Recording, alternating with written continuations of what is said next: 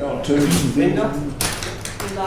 The live stream is on. Good afternoon to the good people of the Livingstone Shire that may be tuning in to our ordinary meeting today, Tuesday the 17th. Welcome. We have a meeting today at 1 p.m, which is something we decided to give a try. So thank you, councillors, for your attendance. We do have a full attendance of councillors, or Councillor Wade has stepped out of the building, but I believe that she will be here, so we'll account for her as being present. Welcome, Mr. CEO, and to all of our executive leadership team and other staff that are with us today. Thank you for your attendance. I'm just going to ask, I don't think there's any leave of absence, no. Just going to ask Councillor Rothery if he'd do the acknowledgement to country. Thank you, Mayor. I'd like to take this opportunity to respectfully acknowledge the Drumble people, tradition custodians and elders past, present and emerging. We're lucky enough and honoured to have an emerging elder here in our council and of the land on which this meeting is taking place. Thank you. Thank you very much, Councillor Rothery. We've got Councillor Lance Walpon is down for the opening prayer. Thank you. Councillor Walpon. Yeah, sure. So Father, thank you for the meeting that we're about to have. We pray that for your wisdom to be upon all our hearts, to be able to make good decisions for all our constituents, for our Shire right now, today, and also in the future. Thank you. Pray that in Jesus' name. Amen. And thank you, Councillor Walpon. If we head to item 4, confirmation of minutes of previous meeting. We've got 3 up there, or is there might be 4? 1, 2, 3, 4. Mr. Mayor, we have somebody outside waiting to come in. Oh, by all means, welcome. So, Welcome. Thanks, Councillor Mather. So, would someone like to, was there any questions in relation to those minutes that are up on the screen there, or in your agenda? We've got the ordinary meeting held 20th of May, special meeting 22nd of May, special meeting held on 3rd of June, and special meeting held on 9th of June. Mr. Mayor, my only question would be, are we going to resolve them separately or as one lump sum? I think in one lump sum, unless anybody would like to treat them independently. If not, we can do them all in one lot. Yep. I think you have to do them separately, but I think it would be okay either or. So Yeah, thanks, Linda. Yeah. Happy to move on. Happy to move in entirety all of those minutes. Well, I have a question on number 4. Okay, but do you want to get that question Well, answered first? when I went through the minutes, Mr. Chairman, I found that I couldn't find anybody who moved or seconded who carried it. And the minutes, all the resolutions. And then when I got to page 50, I thought, I'm going through all of these resolutions and there's nobody moving and seconding. So I gave it up, Mr. Mayor. Perhaps it was a second batch that I didn't look at, so I'd rather not.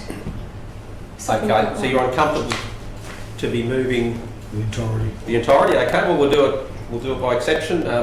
We've got a mover for the minutes held on 20th of May. Moved Councillor Walker, seconded Councillor Rothery. Yep. Any need for debate? No. Those in favour? They're carried. The minutes held on the 22nd of May. Mr. Mayor. Yes. I think you might have said it was Councillor Walk-on. Did you say that? Yeah, I did say move Councillor Walk-on. Thank you, Councillor. So the special meeting held on 22nd of May. If we've got a move, Councillor Eastwood, seconded Councillor Watson. Did that hand go up? Thank you. Any need for debate, councillors? Just a few quick ones, Mr. Chairman. One, because we don't have any numbers on them.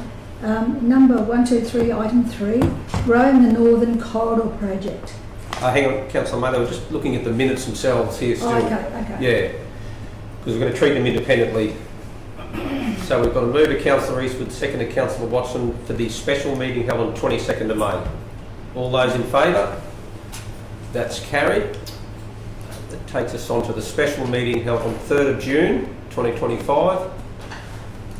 Any questions? If not, if we can get a mover and a seconder. Happy to move. Moved Councillor Maida, seconded Councillor Walkon. We'll put that straight to the vote. Those in favour?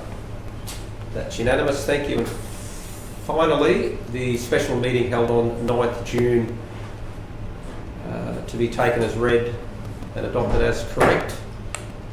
Any questions on that? If not, we've got a mover in Councillor Mayor, Councillor Bello, seconded Councillor Walkon. Mr Mayor, may Yes. I ask a question before we move this? Absolutely. Councillor Mather's absolutely right. In our meeting, in our minutes, there is no Mover or draft minutes for, which ones have we already done? The 9th of June The is last there, one. and the Last one. special meeting 3rd of June is there. Yep. But for the 9th of June, there is no unconfirmed minutes. Was that the budget Yes, That was. meeting? Yeah, okay. yes. I'm just on their website now and I've just brought it over. Thank you, Andrew. I'm not sure where you're not seeing it, councillor. In the councillor portal, thank you. It is on the website. I'll just go check the councillor portal and see what's going on there. But you'll see it there in front of you off the council website if that's sufficient for you to make a decision on. If you could just find where the recommendations go.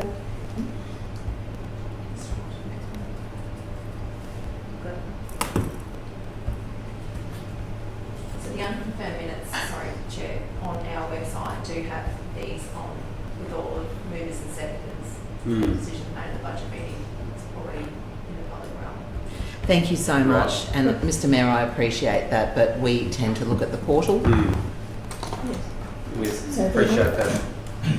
So we've got some that are unconfirmed. That's correct. This last, Number 4. the budget meeting is still to be confirmed. If you require more time to review those minutes, we can postpone that till later in the Not meeting. yet received the minutes, it's the mover and seconders as to what was missing. It was not the recommendations, the mover and the seconders. Do you want it back up or what would you like to do? There were 17 of them, so it might take a while. No, Yeah. Councillor Mather, they're on the website, but not in our Yes, portal. not in our portal, and that's what we Yeah. were going by. Yeah. And I thought I was drunk or something. Yeah, you know? yeah. I got the number 50 and I thought, How much did you 50. drink? Thank you. I'm going to start. Well, it's important, I guess, to ensure that the minutes are true and accurate before we resolve We them. can't, I couldn't So do it from home because I wasn't there. I suppose we we can. might just move a procedural to defer a decision until Tell me about it. all councillors have had a chance to read them. Thanks. We can pick that up later in the meeting. So we just proceed to lay it on the table till later in the meeting. All those in favour? Thank you. So I'll move that procedural there. Thank you, Linda. And we'll lift that later in the meeting once councillors have had a chance to read through that. Thank you, councillors. Item 5, declarations of interest in matters on the agenda. Mr Mayor, we'd like the councillors to decide whether I should stay in the room. Just regarding the closed session, Right. just in relation to the native title proceeding with the vulnerable people. But we'd like the councillors to see whether I should stay in the room or not. Mr Mayor, I feel that I should stay in the room, but I'm not on the board, don't have any financial interest pertaining to this at all. I don't make decisions. In fact, this is the first time that I've heard about it. I've heard about it in a workshop in council. It was the first time I heard about it at council. So I don't believe that I do have any sort of conflicts of interest there, but I'd like to receive some advice from our council table whether I should stay in the room or not. Any questions, councillors, to Councillor Walker in relation to that? I'd like to move that the councillor be allowed to stay in the room, Mr Chairman. Yep, you're moving that. The only question Yes. I've got is you're involved with Durumble relates to the TUMRA, I think, is that correct? TUMRA. So the TUMRA, TUMRA is an acronym for Traditional Use Marine Resources Agreement. So it just covers all our more sea country, Right. everything that happens out in the ocean, but it has no impact or no bearing whatsoever on country, say, and this is a one country decision. So the item on the agenda relates to a native title claim up around Marlborough or That's right. something of that effect? That's right. Yep. No further, we're going to move it. Councillor Mather, you're going to move that he Councillor Rees was able to stay. We've got a seconder there. Do we need one for a Probably don't, procedural but motion? we'll get a seconder if Councillor Rees, are you happy to second that? Yep. All those in favour? Yep. Okay. Thank you, Councillor Walk-on, for declaring that. It's on there now. They're always on there. Okay. Thank you, Luce. We'll deal with that later in the meeting. That takes us on to 7.1, business outstanding table for ordinary council meeting. Councillors, any questions there? Yes, Mr Chairman, I'll start at the beginning, although there aren't any numbers on those items. The third one on the list, the growing in the Northern Corridor project. There are a lot of people who'd probably like to get an update on that one if we have one, Mr Chairman. Okay. So we're seeking an update on the Yes, on the because Northern there was a little committee that was formed and there were 2 or Yeah. 3 meetings and then nothing, and people saying what's going on. Yep. So I think it's a good idea if we can get something to, And would you like an update now, Councillor Mather? well, if people are watching, who are watching, I don't know, Yep. Mr Chairman, that would be helpful. Yep. Yep. No. I can give you an update, Councillor Mather. So Come and sit over here, please, Katrina. And I guess just while the General Manager is just coming to the table, we'll be undertaking our resident reach program shortly. So it will be a good time to lock in a public meeting with those people in that location that are interested. And that would certainly be something that we could share with that community. Yes. Following on from what Katrina's watching. yeah, so we've embarked upon our Northern Corridor structure planning, and we had ACOM in town last week, and they met with some of the landholders from the Northern Corridor, including Peter Dunbar, to talk about what are some of the options for that particular area. They also met with council staff from infrastructure, from communities, to talk about what might be the future and future location of things like water and waste and sewer and that sort of thing in that particular location. We're still hopeful to work with some of the Rockhampton officers, but at the end of the day, we have enough to be able to work with what we're doing at the moment. So yes, so we should have, I'm hoping that report will be completed in the next 3 months. Okay, so we really need to get something done with resident reach within 3 months, Mr Chairman? Yep, we'll absolutely We'll try for that, if we can Yep. get something back to get to the committees, the people, when we have those resident meetings. Thank you. No worries. Thank you, Katrina. Any further questions, councillors, on the business outstanding table? Yes, on the second page, 1, 2, 3 down, shoreline erosion, Muskers Beach, that's one that's obviously creating a little bit of interest now that it's been brought to the surface. Mr Chairman, could I ask Michael if he'd like to give us an update Absolutely. on that, please? Absolutely. Sorry, Michael.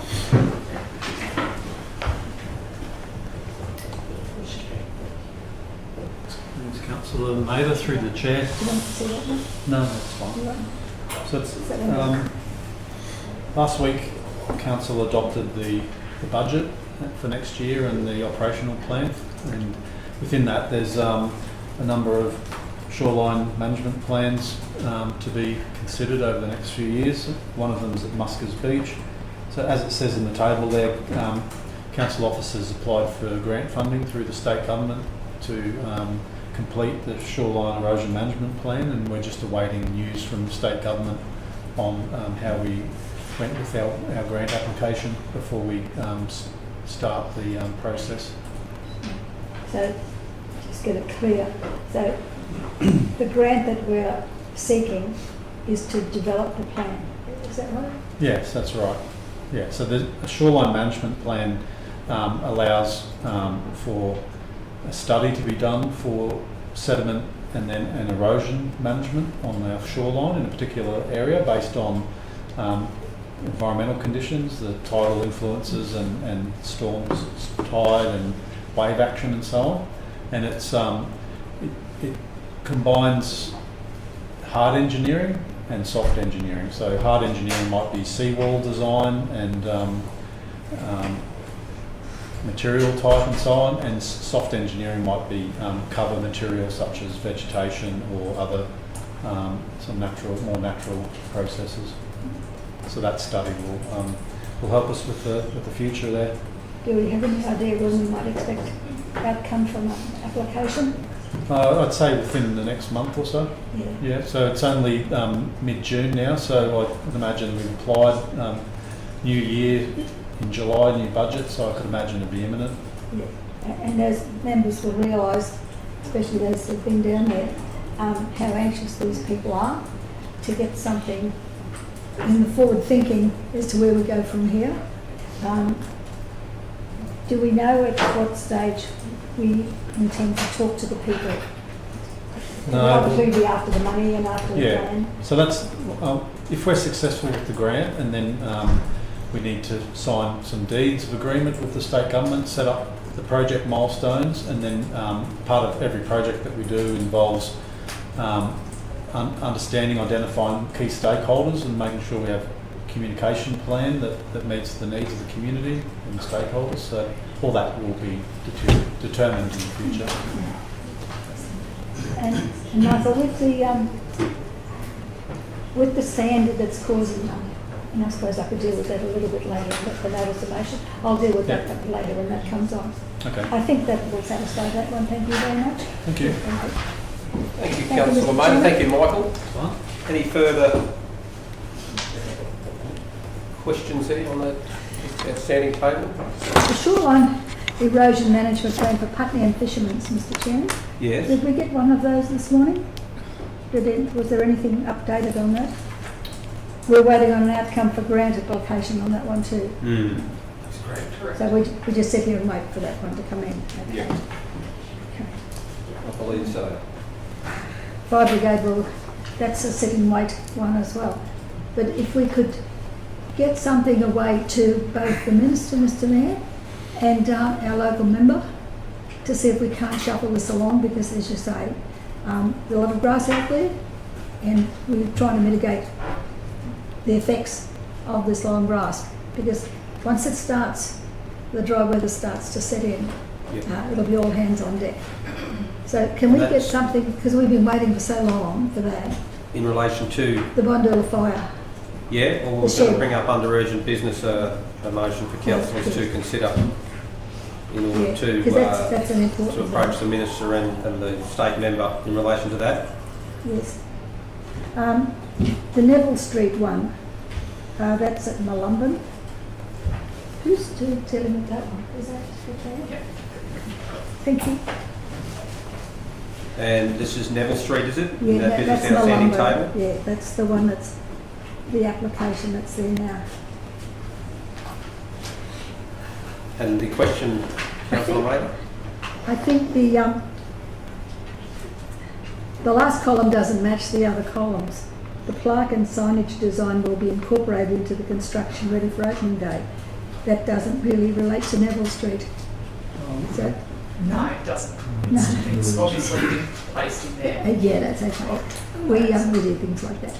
If we chop that out, what do we have there? Because this one is pursuant to section the meeting procedure policy. The matter lay on the table, pending council seeking legal advice, which will be, that was as a result of my notice of motion, seeing if we couldn't get a legal opinion in relation to the hydrology study. Yep, that's correct. And we've got a peer review completed from the hydrology study, and we're reviewing that as part of the application process at the moment, and then will eventually come back to the table. We had some advice, I think Greg was saying before. Correct. Do you have a date in the top of your head? No. No. When that came, I'll be able to apply that. Okay. Do we have any access to that at this stage? No, not at this stage. So we need to review it internally. There perhaps will be conditions with that report. We're not 100% sure what that report will come back with, and then we will look at that and say, okay, and officers will make their decision around whether or not we bring it to the table as approved by us or that sort of thing. But we really need, that one is just in the early stages. So okay. Well, whatever. I mean, those sort of reports or anything that relates to this application, whether it's an internal document, it really needs to be seen by the table to make sure yes, that's right. It's not relevant, because if there's something there that we don't we're not aware of. You know, we can only make decisions on what we know. Totally. And I'd hate to think that we get down the track and we didn't know something and could be in a bit of Correct. trouble. Yeah, thank you.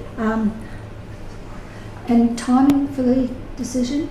Do we know when it might come to the table? No, we're working through, I know Greg's got a meeting at this, right at the moment with the consultants that completed the peer review, and we'll probably know more by the end of this week. Okay. So we'll get some Just keep us information up. back. We'll keep you updated because we Yeah. know that this one is important, Yeah. and it keeps coming up, so we need to ensure that we keep on top of it. And there's, like, we've been promoting or updated information to the public on our website, but there's been nothing coming on our website since early mid-May. Consultation is closed around being able to take submissions, so that's possibly why. Yeah, so is there anything that can go on after Greg's meeting to keep them updated? Because it's been a long process, this We one. don't typically do that. Sky, you might be able to comment, Well, I but we think, don't typically do you know, that. there's But been progressions of information over time. I don't know whether this is one of them, but no doubt, because it's been taking so long. yeah, people are just let me wondering. get some timing by the end of Yeah. this week, and then Yeah. we'll have a path forward, Yes, and then we can see whether or not we Yeah. think it's necessary to provide some it's communication. just something that gives them a little bit of hope that it's still in progress. Yeah, Yeah, okay. Thanks, Katrina. that's all right. Thanks, Matt. Thank you, Katrina. Thank you, Councillor Maid. Any further questions on the business outstanding table? No, Mr Mayor, I asked all of my questions this morning in the question time that we were provided, and the answers were very satisfactory. Okay. Well, we might seek a mover and a seconder. Move Councillor Watson, seconded Councillor Friend. Any need for debate? No, we'll put that to the vote. Those in favour? That's passed unanimous. Councillor, I'm just going to circle back to deputations, which I actually jumped over, although we don't have any from my understanding. What we do have, though, is the need to lift from the table an item that the officers have a report in relation to the Kalonga Greenways. So just for getting it true and correct, we're going to move by Councillor Watson, seconded Councillor Friend, to lift that matter from the table to allow us to debate the merits of the officer's report and any other associated information that we felt is relevant. Those in favour? Okay, that is lifted from the table, and we will deal with that later in, I think under 13.1. Presentation of petitions. I believe that there is a petition that has been submitted or presented to That was a council. late agenda item. It's still in the slide. So decisions forward. Yep, I believe it's still in our agenda. So we have a petition that's come in, petition seeking the banning of private motorised recreational vehicles from all LSC beaches except Farnborough Beach north of the Bangalee access. We've got the head petitioner there in Paul Bambrick. Summary council received a petition from Paul Bambrick seeking, in the interest of pedestrian safety and enjoyment of the natural peace and amenity, we request the banning of private motorised recreational vehicles from all Livingstone Shire council beaches except Farnborough Beach north of the Bangalee access. Under our standing orders, we've got a number of different actions we can take with receiving a petition. The recommendation here is that the petition be received, and therefore, do we have a mover for that? Mr Mayor, can I ask Yes, a certainly. question? Certainly. Just clarifying, to move it and to vote for it, are you voting for the Contents of the for the petition? contents of the petition, or No. Happy Just with receiving it. it. Somebody would like to provide commentary on that?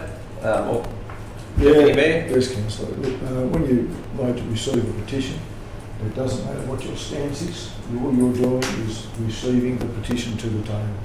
So there's no, you're not making a stance on whether you want vehicles or you don't. It's just, and there's no reason, there's usually no reason why Not to receive. not to receive it if it's properly made, which I believe this petition has done. Does that clarify that question, Yep. Councillor Hawthorne? certainly does. Okay. Mr Mayor, can we still ask the question? Yeah, certainly. Well, there are 2 questions, not 9. What do we classify as motorised recreational vehicles? What do we classify them as? What are they? Well, I guess picking up on the Deputy Mayor's point, irrespective of what the definitions are or the nuances of the petition itself, what it's seeking, the business that we have in front of us at this point in time is whether we're going to receive it or not. And it's a properly made petition, and therefore that's really the decision that... I understand that, but I'm just out of curiosity, what we're voting on. We're voting on whether we're going to receive the petition Well, no doubt or not. receive it because we've dealt with it. Then We have effectively received it because we've dealt with it. not unless we've Not in a resolved... formal matter, no. Yeah. But I'm saying, does anybody know what a motorised recreational vehicle consists of? Is it a scooter, for instance? That could be it. And the other question I have outstanding is, north of the the Hinge Avenue, Bangalore access, that's where all the activity is and the families go. I know they're supposed to go to the right. But No, that's this is allowing them to be on that northern side of Hinge Avenue. Well, that's where they're allowed to go. That's what it's Yeah, saying. that's what it says. That's where they're allowed to go. The other option, I guess, councillors, if one wanted to have more discussion about the petition itself, you could move that not only the petition be received, but it be sent to a workshop for discussion at a later stage, for example. If you particularly wanted to talk more about I it. think it's important that we do, Mr Chairman, so the public knows what we're discussing, and because if we receive it today, and that's no reason why we shouldn't, that the petitioners will come back and say, okay, if the council's received this, it's acceptable to a degree, perhaps we need to further it. That's Under our standing orders. What do you mean by acceptable? Because we're not voting No, on we're whether just it's voting to acceptable. receive it. Boydern's accepting this. Yeah, I know that we're receiving it. I know that. Well, in its current form there, the recommendation is that the petition be received. Do we have a mover for that? I'll move it, Mr Mayor. Moved Councillor Mather to receive the petition. We have a seconder. I'll second it. Seconded Councillor Rothery. But I would like the opportunity at some stage in the future, at leisure, to know what those things mean. Like what consists of motorised vehicles, recreational vehicles. Because we might be looking at something that we don't totally understand. Because it could come back. Well, if there's a later decision or later recommendation that comes as a result of this petition, that would obviously be scrutinised subject to the debate. And I guess the only way to really get qualification, Councillor Mather, would be to contact the petitioner and try and understand better what their intention is or what their definitions are, or which could be at the discretion of any councillor to do. I do find it strange that it's got recreational vehicles actually in there. That's what I'm saying. Yeah, myself. But Yeah.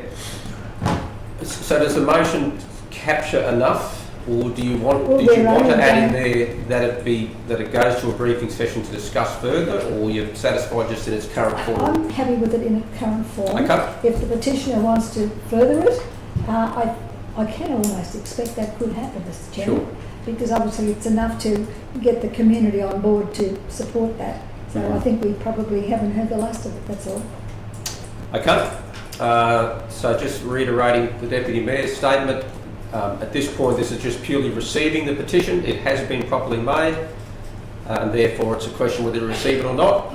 And did you want to speak at all to that, Councillor No, Mather? just to say, Mr Chairman, if it's been in a proper form and it's come to the table, gone through the normal process, we really have an obligation to receive it, because we're not debating it, we're not judging it, we're just receiving it. Yep. Well said. Okay, anyone speaking against? Any further speakers for? If we'll go to the vote, those in favour? That's unanimous. We've received the petition. Thank you, councillors. That takes us, we've dealt with business outstanding, dealt with presentation of petitions. Notices of motion 9.1. Councillor Mather, condition report and long-term solution for Muskers Beach revetment wall. Did you want to move that, Councillor Mather? Yes, formally move it, thank you, Mr Mayor. Do we have a seconder there for Councillor? We've got a seconder and Councillor Watson. Thank you, councillors. Councillor Mather, the floor is yours for exactly 5 minutes. No, I won't take that long, Mr Mayor. I think we've had, I've just got time. Thank you. we've kindly had Michael's input there for it before. And no doubt this is unfinished business. Our people are working on it. We're looking for money to be able to do something different. But we need an investigation to say what is going to be the appropriate measure to resolve this, because we don't want to be coming back year after year, time after time, owner after owner, to be able to resolve it, because it's not the long-term thought. So we really need probably a little bit more input than maybe we've got here, because Yeah. it's worked in part. What we have done so far, it has worked in part. They've got several years to go, two years to go to finish paying off that debt. And it has been onerous to those people, for sure. The other thing I was going to ask, Mr. Mayor, the feedback from the sand, the backfill from the sand, that seems like anybody who, and people are jumping all over those things as we speak, on the sandbags. People who are using the beach are jumping on the bags, and that is also creating that airborne sand drift. And I think we need, and I don't think I need to put in here that we need some signage there to keep off it, because I think that needs to happen, because what's stable there at the moment has given us a little bit of recluse, I think, but it's not going to last, so people are going to be jumping all over it. So it wouldn't be a bad idea to put a sign up to stay off it. Excuse me, Councillor May, your motion doesn't mention any of that. No, I know that. I only found that out the last couple of days. But it's, you know, I'd welcome anybody who hasn't been down there to go down and have a talk to the people, because they're all affected, 3 or 4 of them along that stretch there. But if the people who are jumping on the sandbags are causing or assisting the causing of the sand drift, it's obviously the primary cause is the backfill. And I think maybe if we could monitor that without any more backfill, to see if we can't get away with that, Michael, because my idea is to try and alleviate. Councillor Mather, what we might do is just keep to your motion, which really is seeking a comprehensive report. Yes. So all those aspects could be All that are considered. mentioned in the background information will come into Yep. that. And that's why I was expanding on that, to Right. make sure that everybody got the clear message. And I would encourage you all to go down and have a look and get a first-hand feeling as to what's Yep. happening down there. Obviously, they need a little bit of understanding. But as the General Manager said this morning, he feels that this investigation is right up the reasoning for what he's doing at the moment. Okay. Any Questions? speakers either for or against? I have questions. Councillor Friend, question there. Thank you. Mr Mayor, through you, just to the officer, if I may. I'll wait till you come up. Thank you. So on the 5th of November of last year, this council unanimously voted to develop a shoreline erosion management plan specific to Muskers Beach, incorporating a beach profile monitoring program and vegetation plan for the foreshore. Reading through that particular report that was unanimously voted upon, it does go into quite a lot of detail in relation to the erosion and issues that are occurring at Muskers Beach. We've since learnt in Business Outstanding through Councillor Mather's questioning that there is a perhaps maybe a grant opportunity, etc., to look at an erosion management plan. In looking at the management erosion plan, where do we go from there? Thank you for the question, Councillor. So we have a coastal hazard adaptation strategy, which is an overarching strategy to work through the issues for sea level rise to the year 2100, which has been adopted by council. So that sets the strategy, and it's been reviewed by the state government as well. So from that strategy, we identify certain vulnerable beach coastal areas and infrastructure assets that we need to do further studies on. One of those is Muskers Beach. As you say, in November, Council resolved to consider a SEMP, Sediment and Erosion Management Plan. So that's been embedded into our operational plan for 25-26. And in parallel with that, as I mentioned previously, Council applied to the state government for funding to help fund that SEMP. They usually cost about $100,000 to do a proper coastal assessment of sediment and erosion management. There's no doubt Council could pay that themselves, but in the first instance, we've asked for funding through state government grant. We'll find out in the next probably 6 or 8 weeks whether we're successful with that. If we are successful, then we'll take the grant money and develop up a project plan with our key staff in council, and it's likely that we'll engage a coastal engineer to undertake that study for us. And through that process, they'll talk to residents and they'll understand the history of the coastal processes along our foreshore, and use their skills and expertise to put together some solutions, which I mentioned earlier could be hard engineering solutions or soft engineering solutions. And then that report and final recommendations will come back to council for an adoption of a SEMP, and then from that, council will need to decide how they fund any solutions, whether it's hard engineering or soft engineering, into future operational plans or forward works plans for capital improvements. So the next 12 months will be critical in setting up the plan and our vision for the coastline and how we can maintain or improve what we've got there. Along the way, in question time this morning, etc., there was talk of the sand being forced back into people's homes, on their cars, etc. Is there any short-term solution that your officers have maybe been working on to help avoid this, or minimise the sand?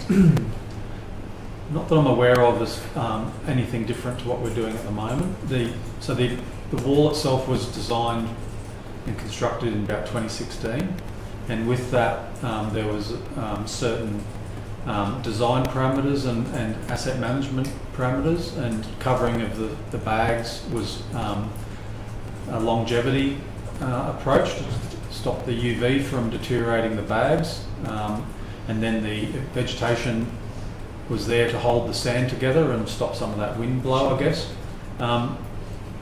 Earlier in the year, when we had the cyclone Alfred slide past the coastline, and it's largest surf in some people's living memory, that's the effect that it's had. We pushed some sand up. We're allowed to do that under a maintenance agreement with the state government. If this gets resolved to ask for a further report, then we'll come back to the table with all sorts of short-term to medium-term maintenance improvements that we might be able to do in the interim. Sure, thank you very much. Thank you, Michael. Councillor Watson. Through the chair, Michael, has there ever been a study on the height of the waves that come in on that beach? Because I don't believe it gets much of a swell. Because it might help with. I'd have to take it on notice, but whenever we do a seawall, the coastal engineer has to work all that out based on the tide and the reach, or the fetch they call it, the predominant wind and wave patterns and so on, and that's how one of the bases for the design of the wall. So I haven't seen the file, I wasn't here back then, but I can't imagine that a seawall would have been designed without knowing all of that, and then getting approval from the state to build in the coastal area. They also would have requested all that information, and that's what we'll be happy to provide, so that to understand what happened sort of mid last decade and what we know now and what we might do in the future. Okay, thank you, Councillor Watson. Any further speakers, either for or against? I'll speak for. Mr. Mayor, even though we have discussed discussed this as a council not too long ago, last November, I do believe that for the intent of this notice of motion from Councillor Mather, this will legitimise and place into resolution what the officers have already undertaken, what they're continuing to undertake, and so I'm happy to speak for this. Thank you, Councillor Friend. Anyone speaking against? Not to speak, just to wind up, Mr. Yeah, Mayor. any further speakers for? Councillor Eastwood. Look, just briefly, I really want to thank the officers for the work that they have done and continue to do in relation to the seawall. Obviously, we do need to do some work there, and I look forward to the day when we can actually get a satisfactory wind up there, I guess, when the wall is doing what it's supposed to do, but also not only protecting, but is able to get longevity. Yep, thank you, Councillor. Is there any further speakers before we go to the wrap up?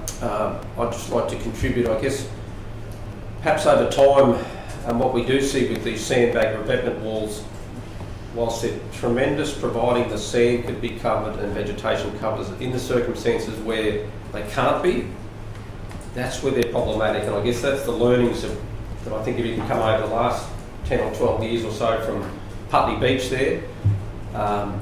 So we've really been able to see that experiment almost over that period of time, that provided they can be covered, they're the solution. But if they can't, well, then I question the validity or the appropriateness of using them in those environments, because unless they're covered with vegetation, then their lifespan is shortened significantly. So it's a very complicated space, but we learn along the way, and I'm sure we'll continue to learn as we try and do the best we can.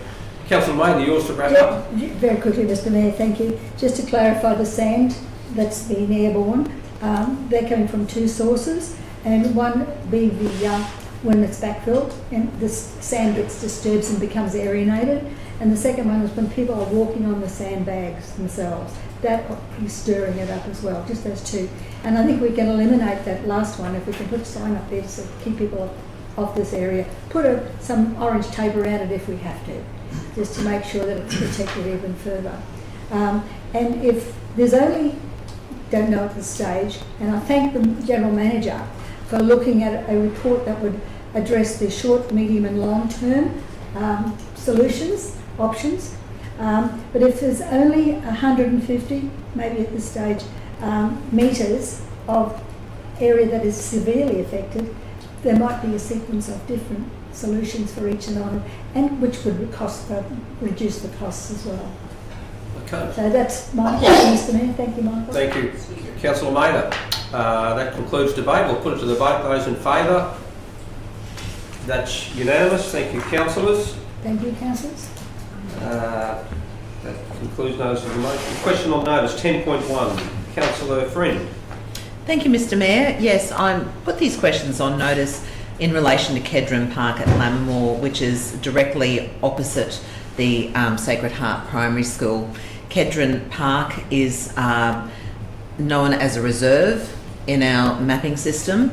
It tends to flood in heavy rains, or the water is retained, I should say, which causes extreme growth of long grass, causing vermin such as rats and snakes to fester in this particular area. This is not the first time it's come to the council table. In the last 5 years it has been ongoing after heavy rains, and we appreciate that. In saying that, my three questions are: 1, please supply an update on the level of mowing schedule for Kedron Park. 2, please supply an update on installing the culverts to alleviate the water level and enhance drainage. And my third question was, when was the drain opposite Sacred Heart School last cleared? These are the questions on notice. I understand that the officer's recommendation is to accept the questions and receive the questions, which is wonderful. Thank you, officers. But it doesn't. It also states that it's going to come back to a future council meeting, but it doesn't specifically say which meeting. So I think that I would like to ask that question in just a moment. But just to quickly wrap up my opening, is that, you know, as I said, this is an ongoing issue. I have been contacted by one resident in particular that rats are causing destruction of that person's property, you know, just eating through a couple of thousand or $3,000 or $4,000 lounge and into refrigeration and air conditioning. And that's why I'm asking these questions, just so that the public have an indication of what is happening within that area. So in saying that, my question to the officer now would be, will it come back to the July meeting, the August meeting, when can we see the answers to these questions? Yeah, I can provide some answers to the questions. Thank you. What we've done, I thought it might be timely to Excuse just answer some of the questions directly today. After speaking to our parks team, they mentioned that Kedron Park is maintained up to 4 times per year if it's sufficiently dry for our slashers to attend. The water retention basin that is named Kedron Park has increasingly become unserviceable over the last several years as new estates are built and increasing water flows into the basin make service impossible until it's dry. So of course lately it's been really difficult. So that was question 1.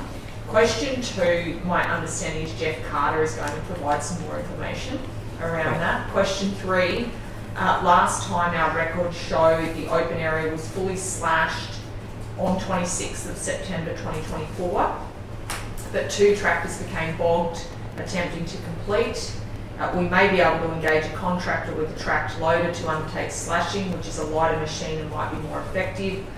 Long term, we need to work with C&M to improve the drainage levels because open spaces has limited capacity to continue servicing at a reasonable schedule due to the likelihood of bogging our slashers. Sure. Thank you very much for answering those questions. It did come to my attention that it was noted to the person who made the complainant that that drain opposite the Sacred Heart School was not going to be cleared due to the fact it was a wetlands, yet it's actually classed as a reserve. So if we can get those questions in relation to the drain, that would be great. And I do think that it's important that that drain is looked at. Free and clear. Absolutely. Thank you, Mr. Mayor. Yeah. And thank you very much for answering those questions. So with regards to when the report will come back to table, I'm not 100% sure. Sharon's away this week. And I'm not sure whether it will be something that comes from myself or from Greg's team or a combination of both. Okay. I mean, sorry, not Greg, Michael's team. Yep. Sure. Yeah. So in that sense, as the general manager, would you say that it could be 2 months or No, 3 I months? suspect we'll try and deliver it for next month. I'll just need to talk with Michael to have a think about what information we require. Thank you. But once Sharon gets back by the end of this week. Thank you very much. Okay. Can I ask a question? Councillor Watson. A few years ago this came up and I spoke to the engineers at the time and never really got an answer. But I was wondering if we could backfill some of that part because I don't know if all that's required for the water to soak in. And by moving it away from the houses would mean that it would be able to be sort of slashed away from the homes, which would keep the vermin away. And I'm just wondering if that is actually a possibility, and I'm not meaning we go out and buy fill. I'm talking about as we do jobs, and there's a truck there, just dumps it in, and over time we compact it and build it up over time. So it's not a heavily costed thing. That's all. I'm not an engineer, so I can't answer that question. But in saying that, I think for us to be able to maintain it from parks and facilities, we will need to have a solution that's going to allow us to get in there. Because at the moment, we can't. That's why I'm meaning unserviceable. if we extended it out with soil to move the water away from the houses and the weeds and all that, then it is something we can service. But it also means that they might be 20, 30, 40 metres away from the houses there. And as long as it doesn't upset the water table and things like that, I guess. But obviously I know nothing about those sort of things. We could explore that perhaps as part of those responses. I see what you did. Yep, leave that one. Okay, thank you. So So we've got a mover there, Councillor Friend. I'll second that. Seconder, Councillor Maynard. Yes. Any need for debate or do you No, want that's fine, Mr. Mayor. anyone speaking against receiving those questions? No. We'll put to the vote. Those in Yeah, favour? well, no, Mr. Chairman, I'd like to speak to it. Well, the appropriate time would be before we call a debate, but Well, that's We've why I was voted. trying to get in first, We've Mr. voted. Chairman. We already voted. You called it. I think it was almost line ball. Councillor Maynard? Thank you, Mr. Chairman. You just dive straight into it. I'd have to take my hat off to this lady, councillor over here, for hanging on to this for so long to try to get a resolution. And I can't believe, with all of these health risks, that's what they are, it's been allowed to get on, stay alive this long. So thank you, councillor. it should be a priority because you've got 5 separate health risks there. You've got odour nuisance. You've got snake bites. You've got animals that have died from the snake bites. You've got stagnant water. And you've got the pipes that's too high for the water to get out. And we've got an ongoing vector control problem. None of those have been addressed. And we're talking about slashing. Is it slashing versus draining? And if we were able to drain the water and stop it from being stagnant, a lot of those things would disappear. We'd be able to treat it. And I think this is what we need. Slip in there and do those things now. If it means ripping up the scenic highway to put in a pipe that's higher or lower, whatever the case may be, that might be a recommendation. But until we get rid of that stagnant water and get that water away as it comes in, we're not going anywhere, Mr. Chairman, because all of these health risks are still outstanding. Well, ultimately, I guess that's why there needs to be that ongoing focus on Yes, and a priority. on that particularly challenging area which has a very little fall, which is what I think we've heard on numerous times, but we will not be deterred. We will constantly try and push for solutions, as our staff will on our behalf, in representing the community, and that's really, I guess, part of the intention of these questions on notice too. Yes, yes. And I thank the good councillor for doing that, and I'm sure we'll all be very vigilant in watching this thing progress, Mr. Chairman. Very good. That's it. We'll go and finalise the matter with a vote. Those in favour of receiving the questions, that's unanimous. Thank you, Councillor Fred, councillors. That takes us to the matter that we lifted off the table, 13.1, I believe, the officer's recommendation to close the Kawonga Green Waste pad, which has always been their position. I guess, councillors, as you know, we've put that decision on hold until we try to explore other options, and that's been over a fairly lengthy period.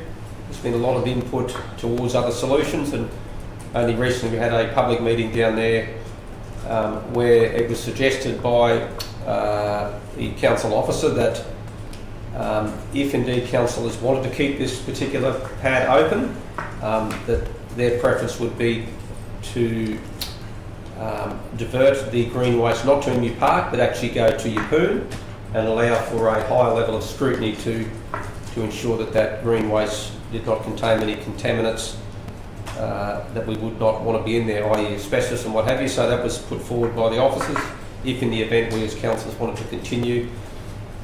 So we have a recommendation there before us. I have a Councillor Mudder, you've got a foreshadowed motion, have you? motion, Mr. Chairman. And It's what- simple, it's simple.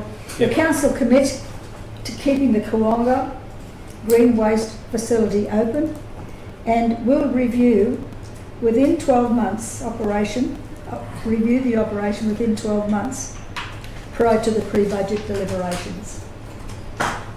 We Okay. monitor it in the meantime. So looking at to keep it open for another 12 months and to Well, review it less than before 12 it's- months because we need to make a decision at the next budget and we'll need to discuss this Yep. before then, and we'll need to discuss it with the people before the pre-budget meeting. So we have to take 2 steps back. Okay. Have you got that there, Linda, recently, Leah?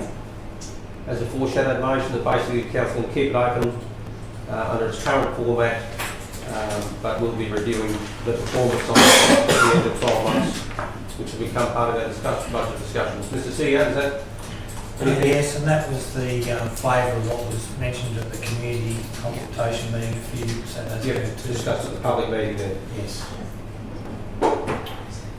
Okay. Question, Mr. Yes, Mayor, Councillor to Friend. the officer, or perhaps to the CEO.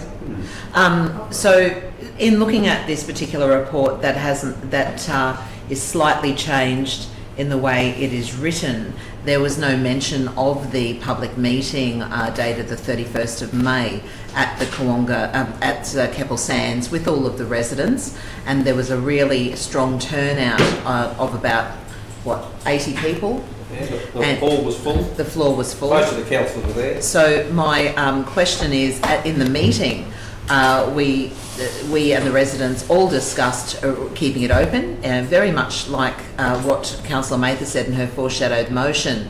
and that the waste itself is monitored through the Yeppoon landfill. But other options were mentioned, such as fencing, and fencing would inhibit the trucks in the collection of the green waste. Also, other options were mentioned, such as electronic tags, and I believe other councils, such as Banana, have undertaken this with fencing and electronic tags.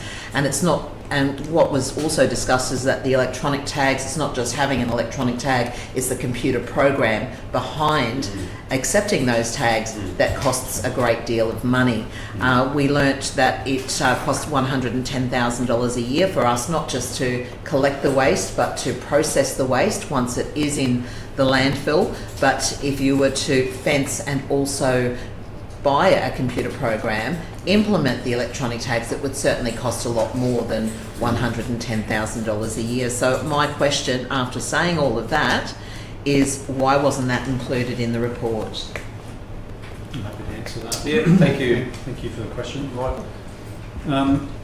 That wasn't provided in the report because it's been provided in other reports. So this has a long history. The officers spoke to council about a budget workshop before the 24-25 budget was adopted, and at that workshop it was decided to close the Kawonga Green Waste Pad, and then councillor consultation with residents was arranged for the 25th of August 2024. And then there's been a councillor waste workshop held on the 8th of October and the 18th of November, which outlined all of those different options. Previous reports to the Infrastructure Committee and Council would have had various iterations of the can we try this, can we do that, all through that. So we don't tend to repeat that as the matter develops through the council agendas. And the only reference to the meeting from the 31st of May, that was a Saturday, was in the last line in the engagement and consultation, which says subsequent community engagement took place at Keppel Sands on Saturday the 31st of May. I just added that in there for a timestamp. I didn't attend the meeting, but I didn't think it was my position as an officer to write who said what and what happened at that meeting, because that was a meeting that was basically a councillor-led engagement process between yourselves and the community. So I didn't see that I needed to get officers to write all of the outcomes from that. And from what I understand, most of the comments and the questions and the suggestions had already been covered in the 2 previous workshops and the 3 previous reports to council. Thank you. Yep.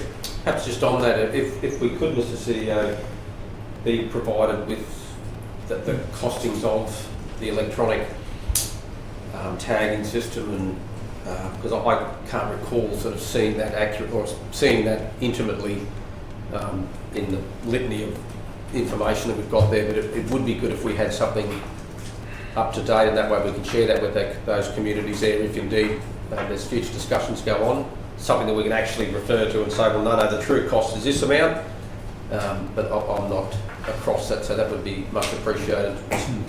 That could be provided. Okay, Councillor Moorholt. Is there any way in which we can capture the communication that we've had with the Keppel Sands residents about how, if the cost blows out, that we're going to close it. The Kawonga Green Waste Pad, the reason for that is so that if it does blow out, we're not revisiting everything that we've done already in terms of meetings, exploring our possibilities, all those types of things. So just from my feel at the Keppel Sands meeting was that they were well aware that there's people using that facility that they shouldn't be using it. And so I think they're under the understanding that if it does blow out, then there will be ramifications of what happens there. I guess- without sort of closing the, I don't know, that's probably a... Yep. Uh, Is it a matter of just clarifying and then a review will, look at, in terms of costings, contamination rates, all of that data will be part of that review that will be able to be scrutinised at the end of 12 months.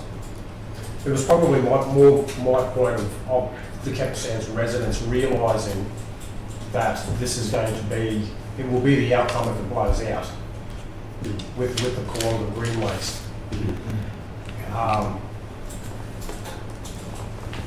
Whether there's, I'm not too sure what happens in terms of communications, but whether the Capital Sands residents receives a letter that we're keeping it open for 12 months, but if it blows out, the ramifications will be that we'll have to end up closing it.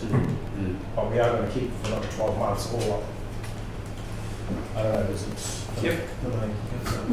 Through you, Mr Mayor, that foreshadowed motion now makes no sense because what Councillor Walcon says doesn't match the first sentence. Because the first sentence is quite clear, it's going to be kept open. It doesn't say it's not going to be kept, it's going to be kept open subject to the budget not blowing out through contamination or anything as such. So I'll open it for 12 months and then review at the end of the 12 months if that budget blows out. yeah, that doesn't say that. It just says it to be remain open. So that's just my observation. And with a review. Well, mine didn't take that last little bit on to mine. Is it just committing to another 12 months of operation? Yeah, within 12 To be months. reviewed. And if it gets asbestos put it 3 times in the next 12 months, that's 450k. But according to that won't be reviewed until the end of the 12 months regardless. Yeah, we review that. We look at it. So the wording council made in that first sentence there that council commits to a further 12-month. Keep it open, review it within 12 months because you've got to do it before the budget comes out. Yep. You've got to have a consultation before then.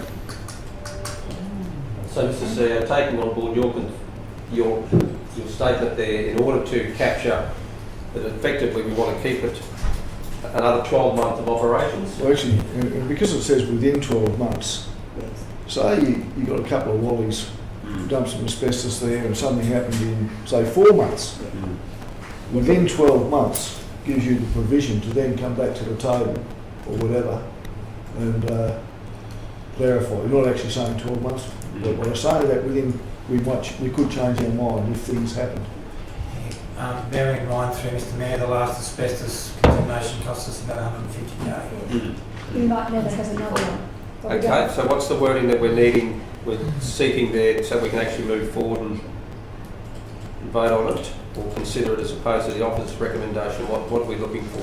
Mr Mayor, may I suggest that council commit to keeping the Koonga Green Waste Pad opened within the next 12 months, and we'll review.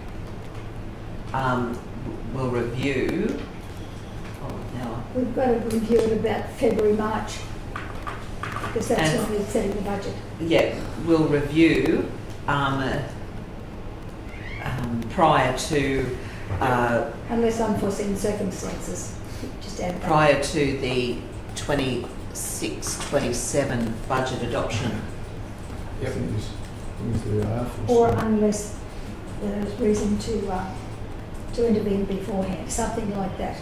It just gives you an opportunity to step in before that time. Yep. Does that give direction, Mr. CEO, to your staff? We're putting that prior to the budget next February, March next year, so we can. Is that prior to budget deliberations Yes, after that? yes. or- No, that's You don't have the 12 months, but within 12 months because it's got to be prior to budget yeah, we deliberations. just prior to budget 2020 prior to budget considerations. Yeah, you Yeah. don't need the 12 months. Unless council felt the need to intervene beforehand. So prior to budget deliberations, Prior to budget adoption. prior to budget adoption, 26-27. It's got to be deliberations because by the time you get to the end of June, it's all over. Well, exactly that. Prior to the budget being adopted, You don't adopt it unless you've deliberated and you're comfortable with what you're going to adopt, and You've got to do your public consultation earlier in the year. all that stuff would happen prior to the budget being adopted.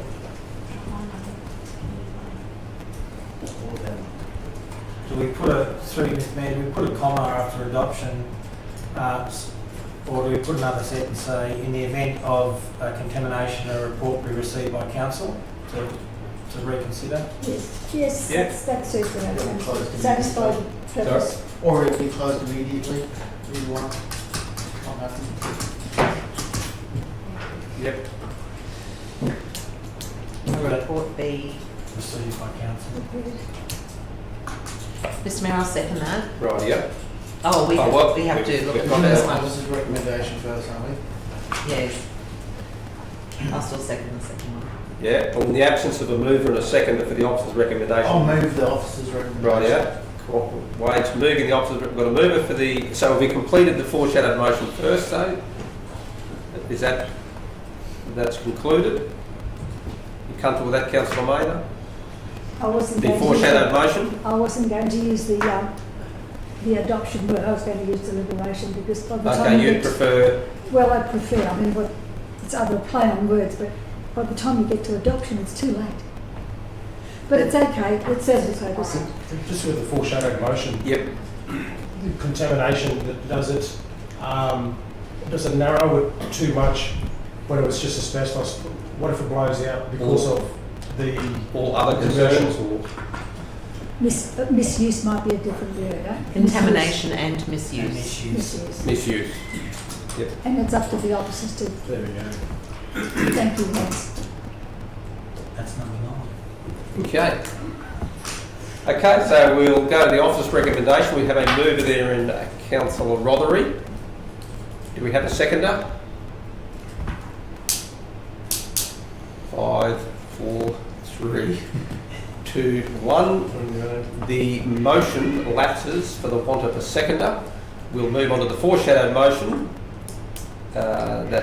which has been framed there, that council commit to keeping the Cornga Green waste pad open and will review prior to 26-27 budget adoption in the event of contamination and misuse, a report to be received by council. Or misuse, contamination or misuse.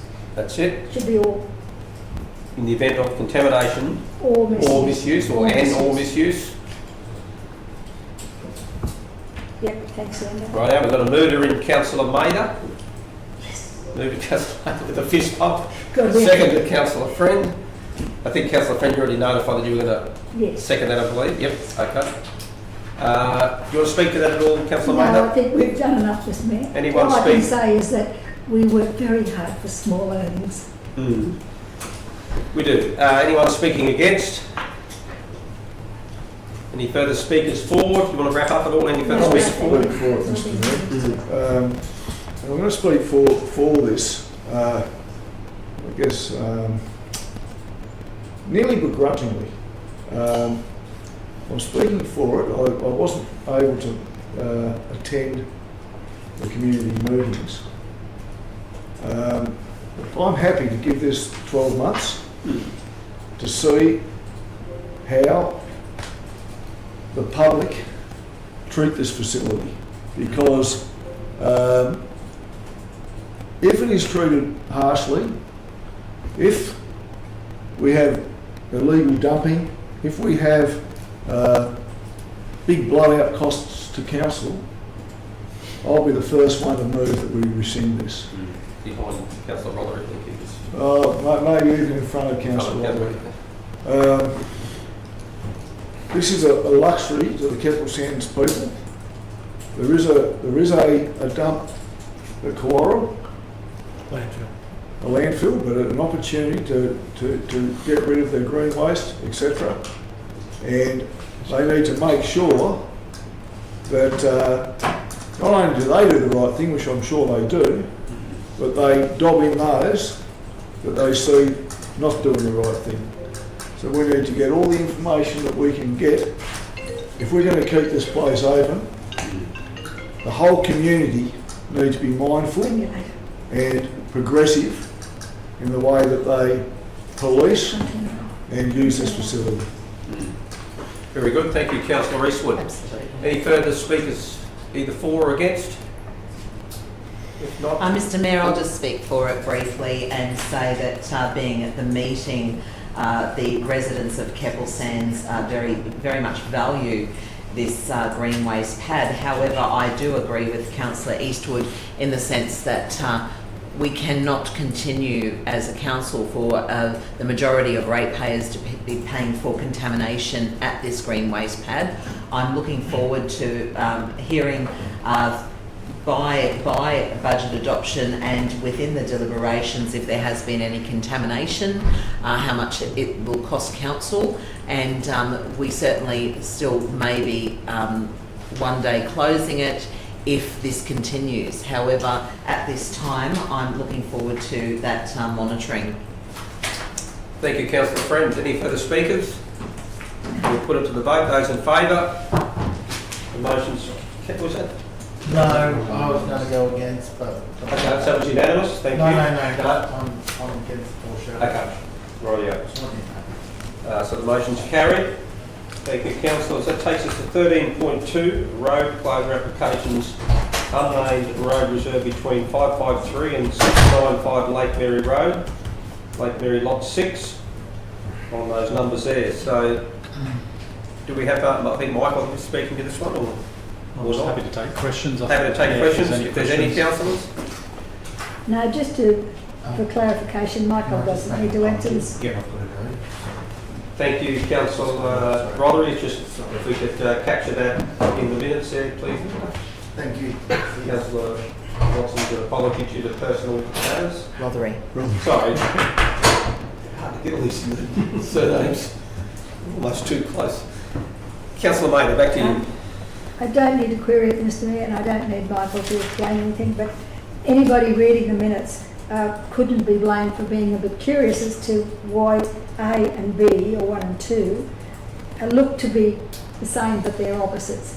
Because one does not object to a proposed closure of Part A of an unnamed road, and Part B says it objects to the proposed closure of part of an unnamed road. So anybody reading that can rest assured that there are good reasons for the wording as they are. But I'm satisfied that we've had it explained what they actually mean. It just might be a little bit confusing to anybody who's looking at it for the first time. Through Mr Mayor, Yes. for those who might be following council, on page 33, the orange versus the light green,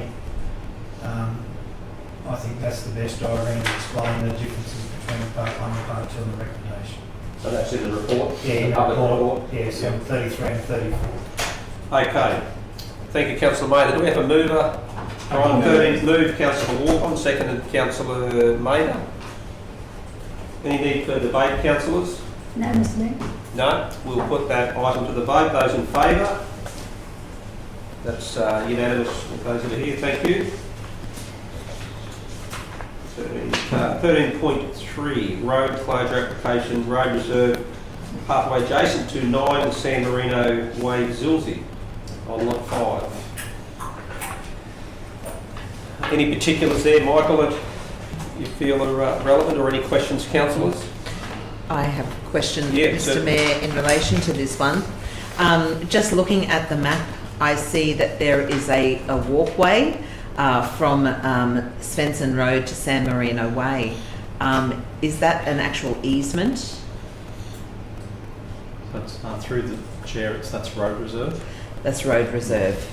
Okay. That's what the resident would like, the ability to close and amalgamate into their property, and where officers are recommending we object to that proposal, because we do need it for a walkway, and so it says in the officer's recommendation there, we object because it's an existing pathway, it provides access, it's part of the principal cycle network. Okay, thank I've you. just got one question to the officer. Is that a concrete pathway? It looks very much like it is. Yes. Thank you. Okay. He just wants a bigger backyard, basically, Mr Mayor. It's for personal reasons, but if we Looks were like he's already to... parking on it. if we were to, I've got a question there. Sorry, Councillor Mayor. right, Councillor Walker, do you have a question? Yeah, I do. Thanks, Mr. Mayor. So the background states that the owner in the background says that the owner states that the pathway has been fenced on the northern boundary. I can't see the fence in the picture. Do you? And it's also stating that it's used as a pathway. So I was a little confused on that it has the owner stating that it is fenced, but it's saying that it's used as a pathway. Would you just give me some clarification around that, please? The fencing, I don't know the page number. But anyway, it's Control F5 fence. Thank you for the question, Councillor. There are a number of small, 3 metre wide road reserves through the estate. There's probably 10 or 12 of them. And some of them have drainage through them. They're road reserves, so they're council controlled. Some of them have drainage through them. Some of them have little footpath connections. Some of them, the way the houses were built, they didn't fence either side of this 3 metre strip as wide as this table. They just put a fence on the far side, and it just looks like their garden. And so there's a bit of a mixed match of perceived ownership if you just looked at it from the street, and then 1 or 2 people have actually claimed them even more so. They're road reserve, but they put a front fence across as well, and they've got a gate that they lock. So we've got all sorts of things going on which we're trying to unwind. These people here obviously want to try and claim or go to the state and purchase that small section of road reserve to amalgamate into their garden. But we need it. It's part of our principal cycle network. And when we object, they can choose, the resident can choose to take the objection and still go through to the state government and try and get it amalgamated into their land at their cost, or they can say, "Oh, council objected, end of the road for me," and then we'll probably need, as officers, need to follow up with those residents, or that resident say, "It's road reserve, you know it's road reserve, make sure your fence is not blocking this public land." So do you know whether this it is actually fenced on this piece of property to what the owner's saying that it is? I haven't been there myself to see. I'm just having a look at the street view on our Google photos, but they're a decade old now, so it doesn't. The report just says, referring to his application and attachment 2, the owner states that the pathway has been fenced on its northern boundary, preventing its intended use as a pathway. So I just want to... Yeah, and that's what I was saying. Some people have fenced. There's others in that estate where they've just fenced across. Obviously, we don't check every easement and road reserve in the Shire every week, so someone can fence it, and it could be fenced for a couple of years or more. If someone doesn't walk through there all that often, and they just see it fenced one day, they might ring council and say what's going on, or they might not. So just because it's fenced doesn't mean it's not sort of possession 9/10 of the law. It's still road reserve, it's still public land. Okay, Councillor Watson. 2 questions, Michael. One is, if it's fenced, are we going to unfence it? Yeah. And 2, who maintains that strip, seeing it's a principal network? So it's concrete it have some grass edges on the side, so it's 5 metres wide. That would be on our mowing program, and one would expect that in some cases the residents either side might just run the mower down there when they're mowing their own footpath. I'm thinking if it's been fenced, I'd say our fellas aren't mowing it. Potentially, it's public land. It's they have a right to ask to amalgamate it under the process. It's currently road reserve in favour of council, so we have a right to object or not object, and the officers are recommending that we object in this case because it is a footpath, connects from the main road through into the estate, and it's concrete. And so can we make sure that this is unfenced if it is? once we get through this process, we'll write back to the owner, the applicant, and say we object and thank you for your time, and please ensure the fence is removed or opened, whatever, and we'll monitor it from a compliance point of view. Because I know there's a lot of talk out there about paths and Yeah. kids getting around on bikes. Yep. I'm going to move this, Mr Mayor. Mr Mayor, I've got a question. Further questions, Councillor Frank? Yeah, Michael, personal note for the owner of that land that wants to actually purchase this property, public land. Do we know whether there's been any criminal activity along that pathway or No. anything like that? Because I'm not No, on so Saturday. at this point, we understand that it's just to extend their property boundary. It does actually say in the thing for privacy. Councillor Brent, the person says that the reasons for it, privacy and security reasons, which will allow me to fence the land off my private property and allow easier access to the rear of my land. Okay, and therefore, do we have any indication of how many people may use this? No, it's not something that Fairly we're low. not doing traffic counts and understanding the use. It's basically It's public land. It's a road reserve. It's 5 metres wide. It's got a concrete footpath strip at the moment. It may be perceived to be a grey area because someone's fenced it. Basically, they've fenced it unknowingly or maybe deliberately. I don't know. So officers have just looked at it in that context. We haven't done pedestrian counts or origin destination studies from traffic engineering or anything like that. It's concrete footpath that we're.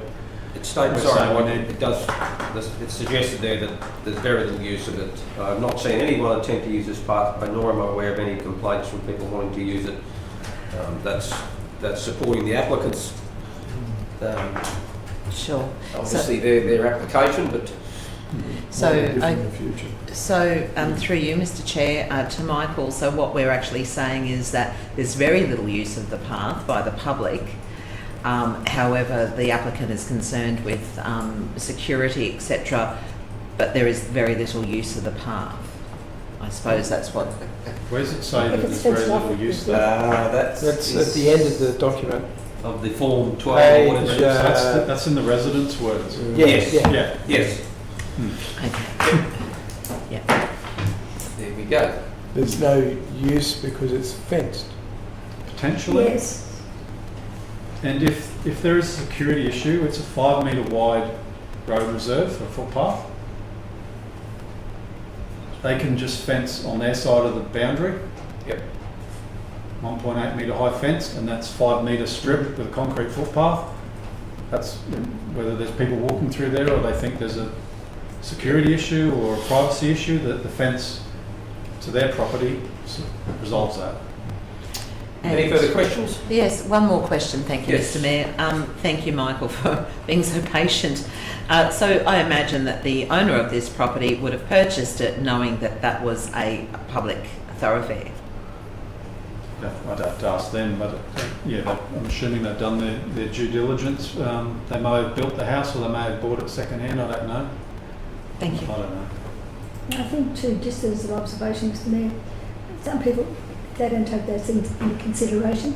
But when they have people coming back and forth who have access to not only the front but the back of their property, I can understand they're a little bit jittery with crime, because there was a case out at Sarah's Garden where a lady had little children right next door, and when we decided to put a park in there, she wanted us to fence it or put trees along there to protect her backyard. And I can understand where they're coming from if that be the case, but it doesn't seem to be the primary reason. Right.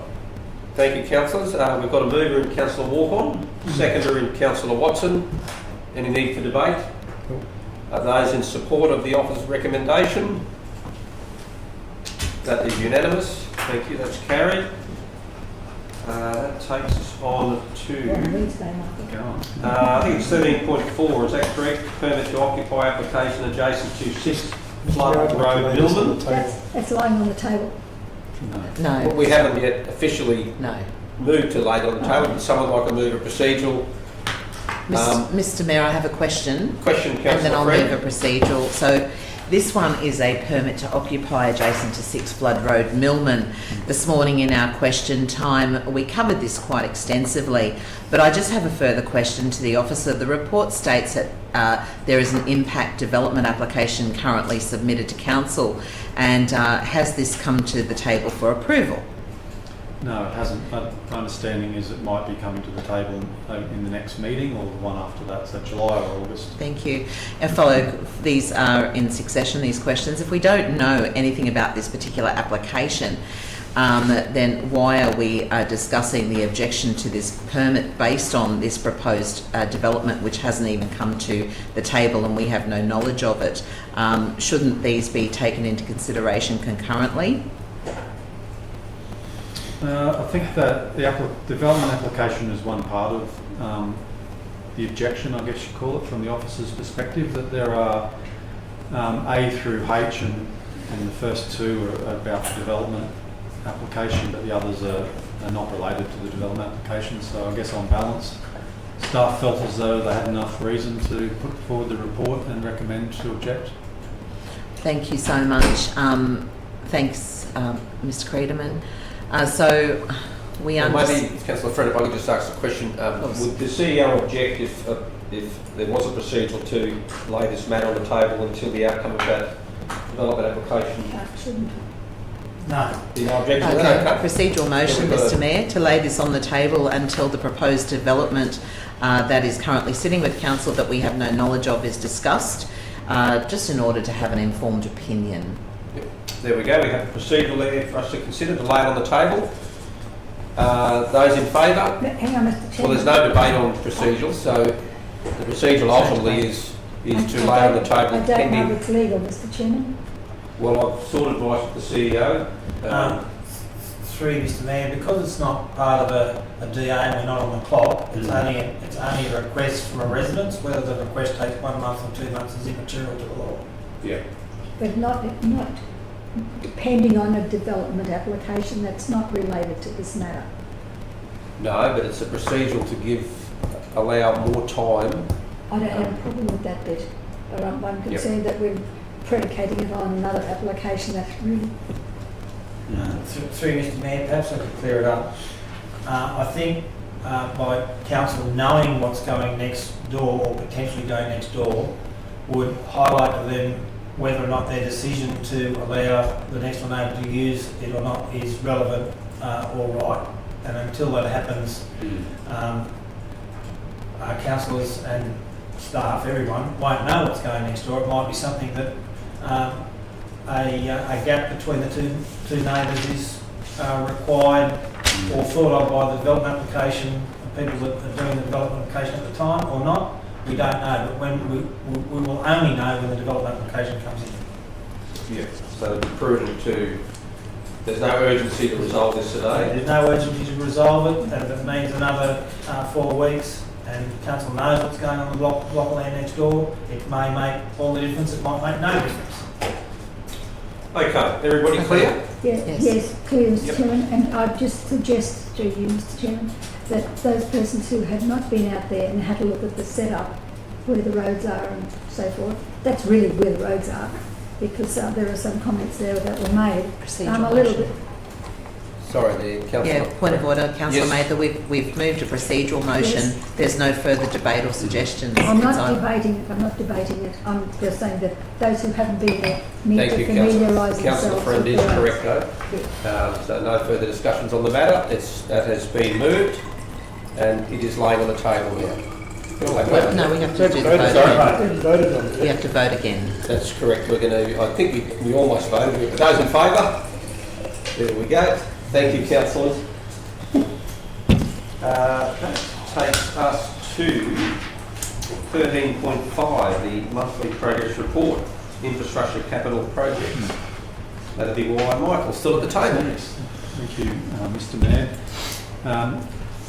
So we didn't do a capital projects update to the end of April because that was meant to go to the infrastructure committee in early May, but then the infrastructure committee transitioned to this meeting. So this is an update report to the end of May, and it's pleasing to read that we mentioned over the last 6 months or so the challenge of delivering our capital program, and how once the rain stopped and the sun started shining and all of the pre-work we've done, we would start seeing some acceleration in our program, and we are starting to see that, which is really pleasing, and take my hat off to all the staff for helping to deliver that and make that happen, and contractors and the like.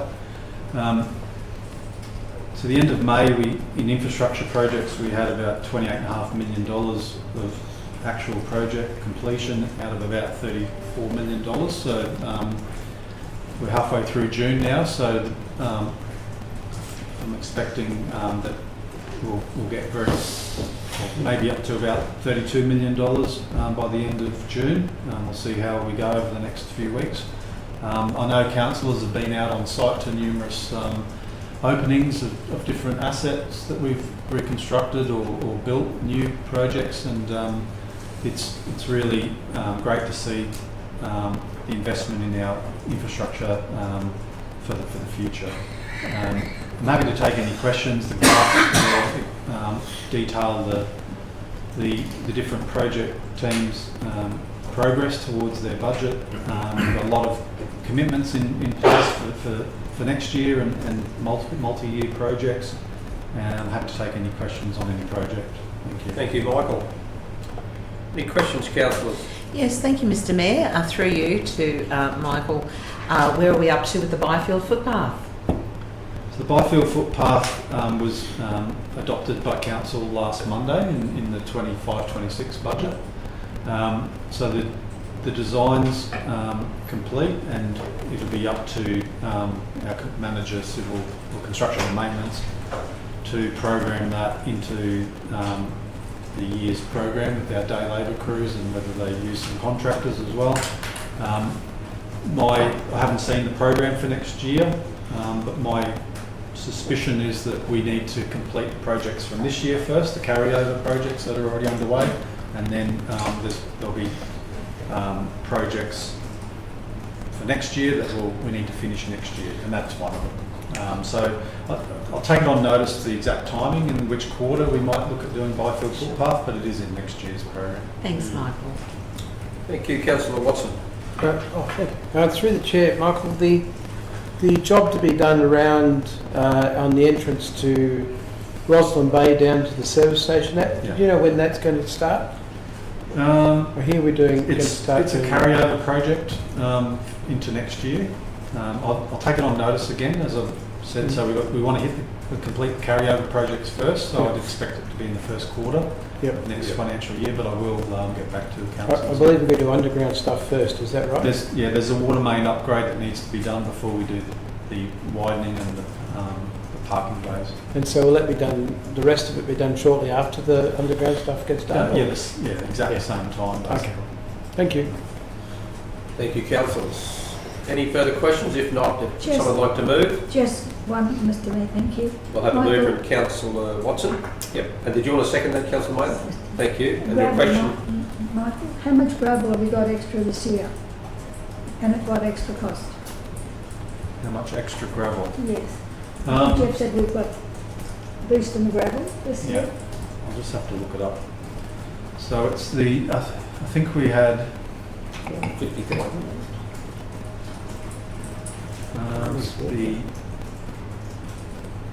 Through Mr Mayor, I can answer that question. It was $450,000 extra per year for 9 years. Yeah. 450,000? Yes. They're worth it. Also, just in this year's program, the total budget was 2.25 million for gravel resheets. Yep. We've actually spent just over that, 2.5 million. So we resheeted a few additional roads, had a bit of a spare capacity, which we put a bit extra gravel out, and Stanage Bay Road we did a lot of gravel work this year. So we're slightly over our budget for our gravel resheet capital program. More new money will land now in the new budget, and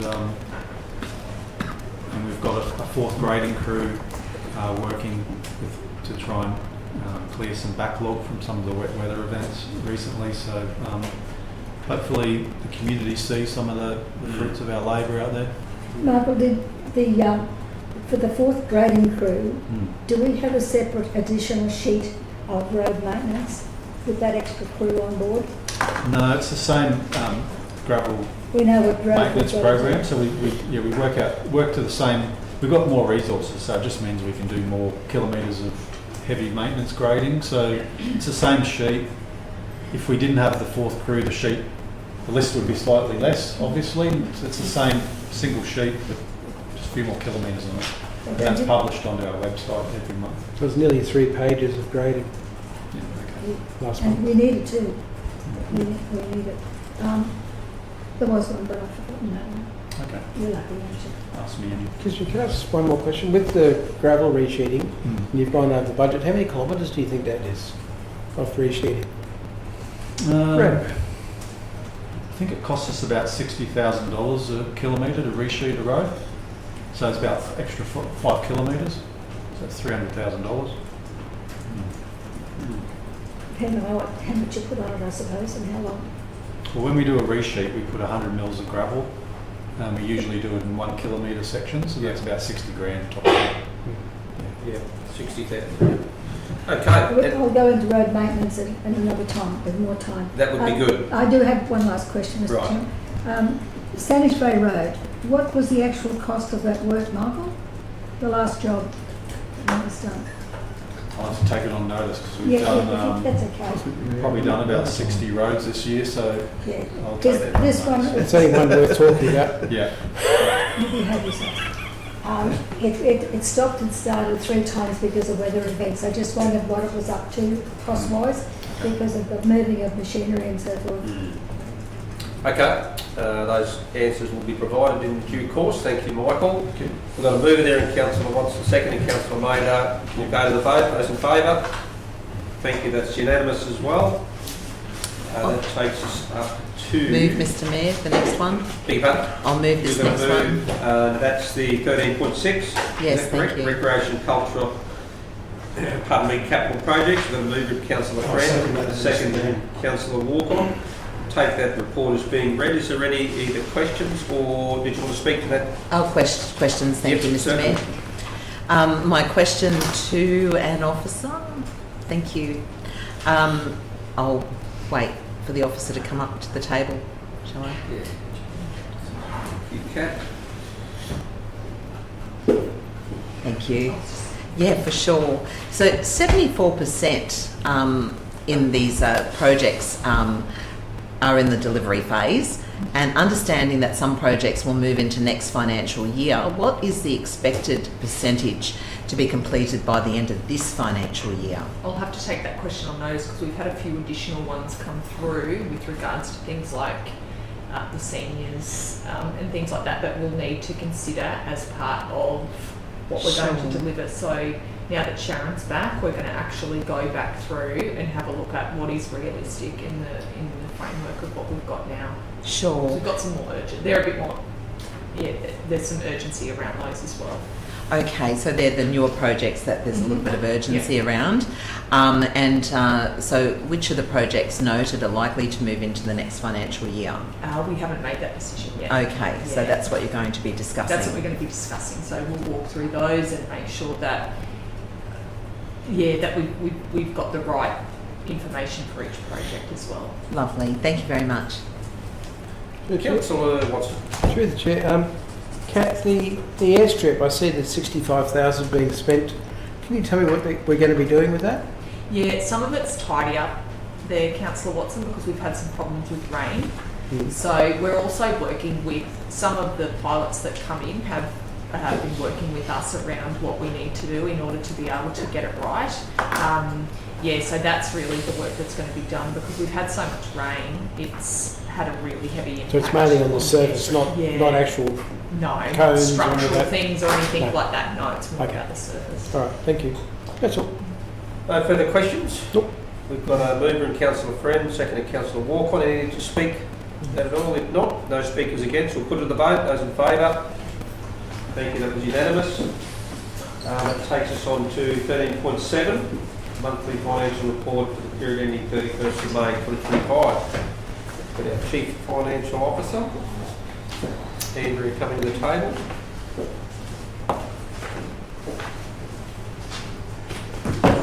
Thank you, Mayor. Good afternoon, councillors.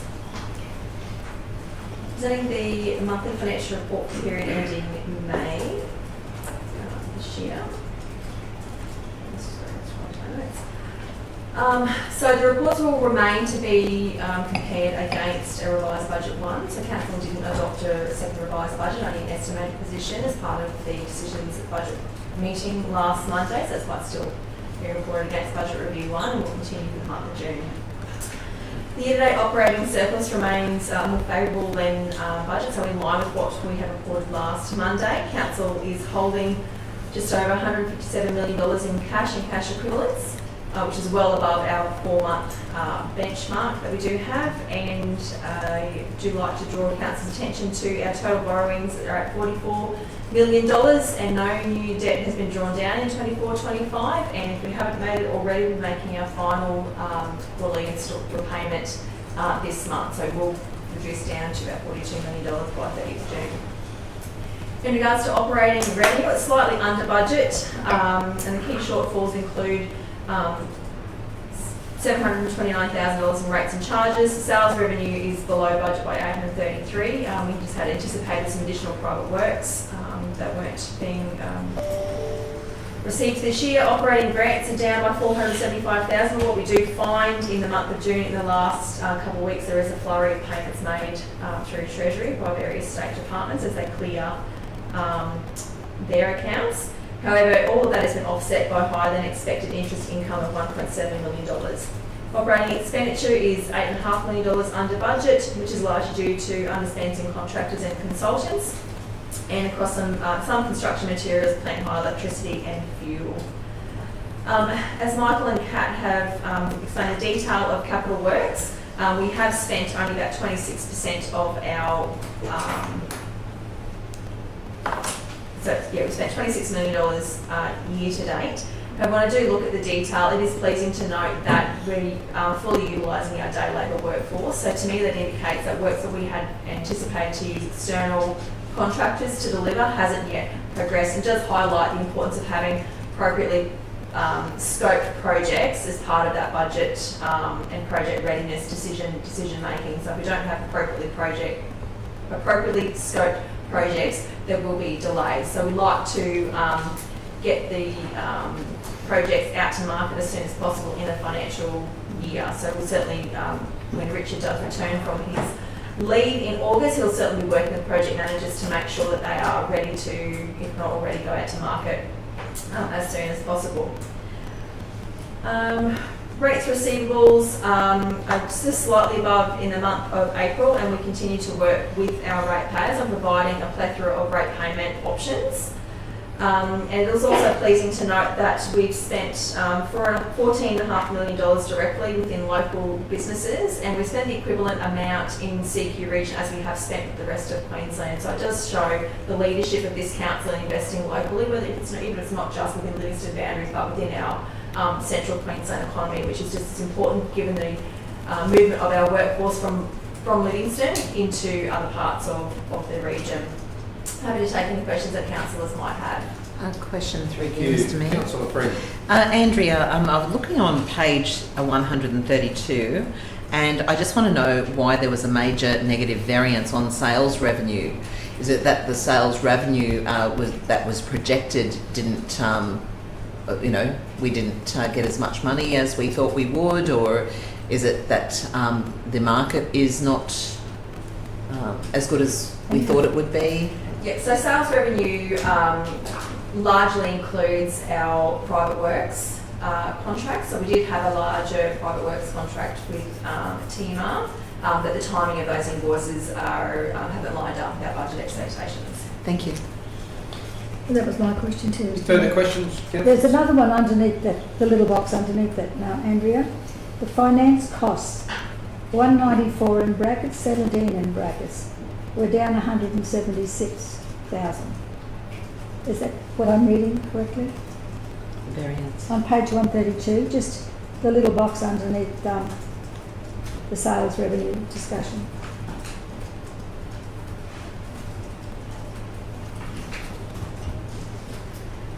So interest received is above budget, but finance costs, which include things like our bank fees and merchant fees, as well as our interest expense on borrowings, that is largely a timing variance, so it's more than likely been phased monthly, but we do pay interest. So it's been budgeted quarterly in line with our repayments, but we actually incur interest on a monthly basis on our borrowing. So it's just a timing difference. So that'll sort of be reversed at the next meeting? It will all be corrected at 30th of June. Yeah, It's just a timing difference Yeah. between our budget phasing for interest expense. So it's a clearer picture. Thanks, Andrea. Thank you. No further questions? If not, if we've got a mover and a seconder, the mover and Councillor May, the seconder Councillor Walk-on. Any need for debate? I thought the mover was at a scratching of the hair. I wasn't bidding. Oh, okay. It's all right. You're happy to Yeah. stick with that? Any need to speak on that, councillors? No one speaking against? We'll put to the vote those in favour. That is also unanimous. Thank you. Thank you, Andrea. Then we've got 13.8, small business friendly program enhancements and reconfirmation of council commitment. Who have we got? Charlie. That's it. Over to you, Charlie. Yeah, so we first signed the Small Business Friendly Charter back in March 2023, so we've been a Small Business Friendly Council now for 2 years, and this program is run through the Queensland Small Business Commissioner, and it helps us align our economic development efforts with benchmarking against other councils and have best practice and guidance from the Queensland Small Business Commissioner's Office. So this is just simply a renewal of what we've already committed to with enhancements of the program. So a transition from a charter to a program, so we can be more accountable and more reporting on what we're doing. Move, Mr Mayor. Very good. Thanks, Charlie. We've got to move down to Councillor Friend, seconded Councillor Watson. Any questions? Yes, Mr Chairman. Yes. I can't think who I spoke to this about, and might have been our previous CEO, I can't recall. But while we've got so many contracts out there for different parts of the Shire, from Kettle Sands right to Holmore, certainly the Caves, Marlborough, are we concentrating on getting people from those locations rather than have to travel them all the way from the Caves from the Yeppoon to the Caves to do cleaning a toilet or the likes? Can we get people who come from those areas? That may be a Totally a different. valid question, but may not relate necessarily to this small business. Oh, sorry, I'm on yeah. a different page. Yeah, that's okay. Okay, Thank you, just ahead of Councillor you. Mather. We can pick that up at a later stage. Yeah, but yes. So moving back to this particular one, no further questions. well, Did you yeah. want to speak to that, Councillor? Mr Mayor, I just had a couple of questions. So am I correct in saying there's no financial costs to council for this? So there's no financial costs, only in-kind contributions. So staff time that we already have allocated to small business friendly initiatives. It's just being a part of a network of councils. I think it's 51 councils are small business friendly out of 77 councils in Queensland. So we have access to that network and their resources and their support. And my further question, Mr Mayor, is to the officers, what are some of the positive outcomes that have come to our council over the 2 years? Of course. So recently we had our Small Business Month, which was in May. We put on a variety of workshops for our small businesses and a small business breakfast that Andrea attended. Thanks, Andrea. We've also got Initiative of the Year through our agritourism program through the Queensland Small Business Commissioner. So we were awarded that, our Shire. I've just got a question. I don't know if it's a conflict, I mean, obviously I had a small business, but I just wondered why I see this invitation come across my council thing, but I've never seen an invitation to something like that to me as a small business owner. I just wondered. We did multiple Facebook promotions Okay. for the breakfast. It was actually a free event. Yeah. It was advertised very widely. On our council website and our Discover Capricorn Coast website, which is our dedicated. Well, the reason I say it, I mean, it's easy for me as a councillor, I see all these things, so I saw it. Yeah. But as a small business owner getting on with my business, I wondered if you would see it. That's the question I have. We are also going out there and engaging with our small businesses directly, and that's like sort of an outcome from the program, going to them directly. They appreciate that a lot, like you said, instead of them having to find it themselves. So us going and seeing them directly to businesses that we went and saw came along then to our workshops and our breakfasts, and they didn't know that the resources were out there, but because of that engagement, they were now aware of this support space. We also have our business e-bulletin that's got over 500 subscribers locally, local businesses predominantly, that we send out monthly, and that has all of the events that we're hosting and the workshops we're running included in that. And we have quite a good open rate. I think it's about 37%, which is over quite 500. Which is quite good for e-business bulletin compared to others. So we do get out and about, we do our best, and we have multiple channels that we advertise over. So we try our hardest to make sure that they're aware that these events run. So do you just want to mention, the new CRM that we're getting as part of the next budget? Yes, that will really help. At the moment, we have an Excel spreadsheet that has all our contacts and where they are and located. We're actually going to get a customer relationship management system that will automatically put out all of this information to our small businesses across the region. So they don't have to sign up, it's pretty much automatic. So it will get a much broader reach and targeted to different industries than what we currently have, utilising, as I said, an Excel spreadsheet and MailChimp program. A question through you, Mr. Mayor. Yes. Is it, and I know I'm moving this because I completely believe in this, and you guys are doing an amazing job in economic development, and thank you for this. However, I did see on social media that a prominent local business that's been in business for almost 40 years didn't know anything about it. So are you actually walking from business to obtain email addresses or contacting We have business? done that in the past, but obviously we can't keep up with everything that changes. Sometimes what happens when we've done the whole of the Tamby industrial area before, we've done Emu Park twice, we've done Queenstown Centre at least 4 or 5 times to get updated contact information for new businesses. When we see a new business open, we reach out to them. But sometimes, it might slip through the cracks because, for example, it might be just staff that we'll pass on a pamphlet to and say, this is what we do. Sure. As part of Council's economic development team, we have like a flyer with QR codes so they can go to our website. But often there's that gap between the employee and the business owner. We also attend multiple business networking events. Each time they're on, we're part of the table, networking group, part of the chamber. So we get out there as much as we can with a small team, but unfortunately sometimes we don't have contacts with everyone. Sure, thank you. Okay, no further questions. Is there need to speak either for or against this particular one? No? All I'd like to say is just how critical it is that we are proactive in supporting our small businesses, which I think this little team does a tremendous job in that space. One of the statistics that came through there, I think at the breakfast, was that something like 94% of our economy, 98.9%. 98.9% of our economy is small business, so it's strikingly high how much of our economy is reliant on small businesses, and so anything we can do as a council to be effective in this space is absolutely vital. So we look forward to continue to build in that space and on the good work that you guys have been doing and what the General Manager is bringing with her expertise as well. It was good feedback from the breakfast the other morning, especially that presentation from the General Manager, Katrina. Yes. So that more of that stuff I think is going to be really well received. But we'll put it to the vote, I guess.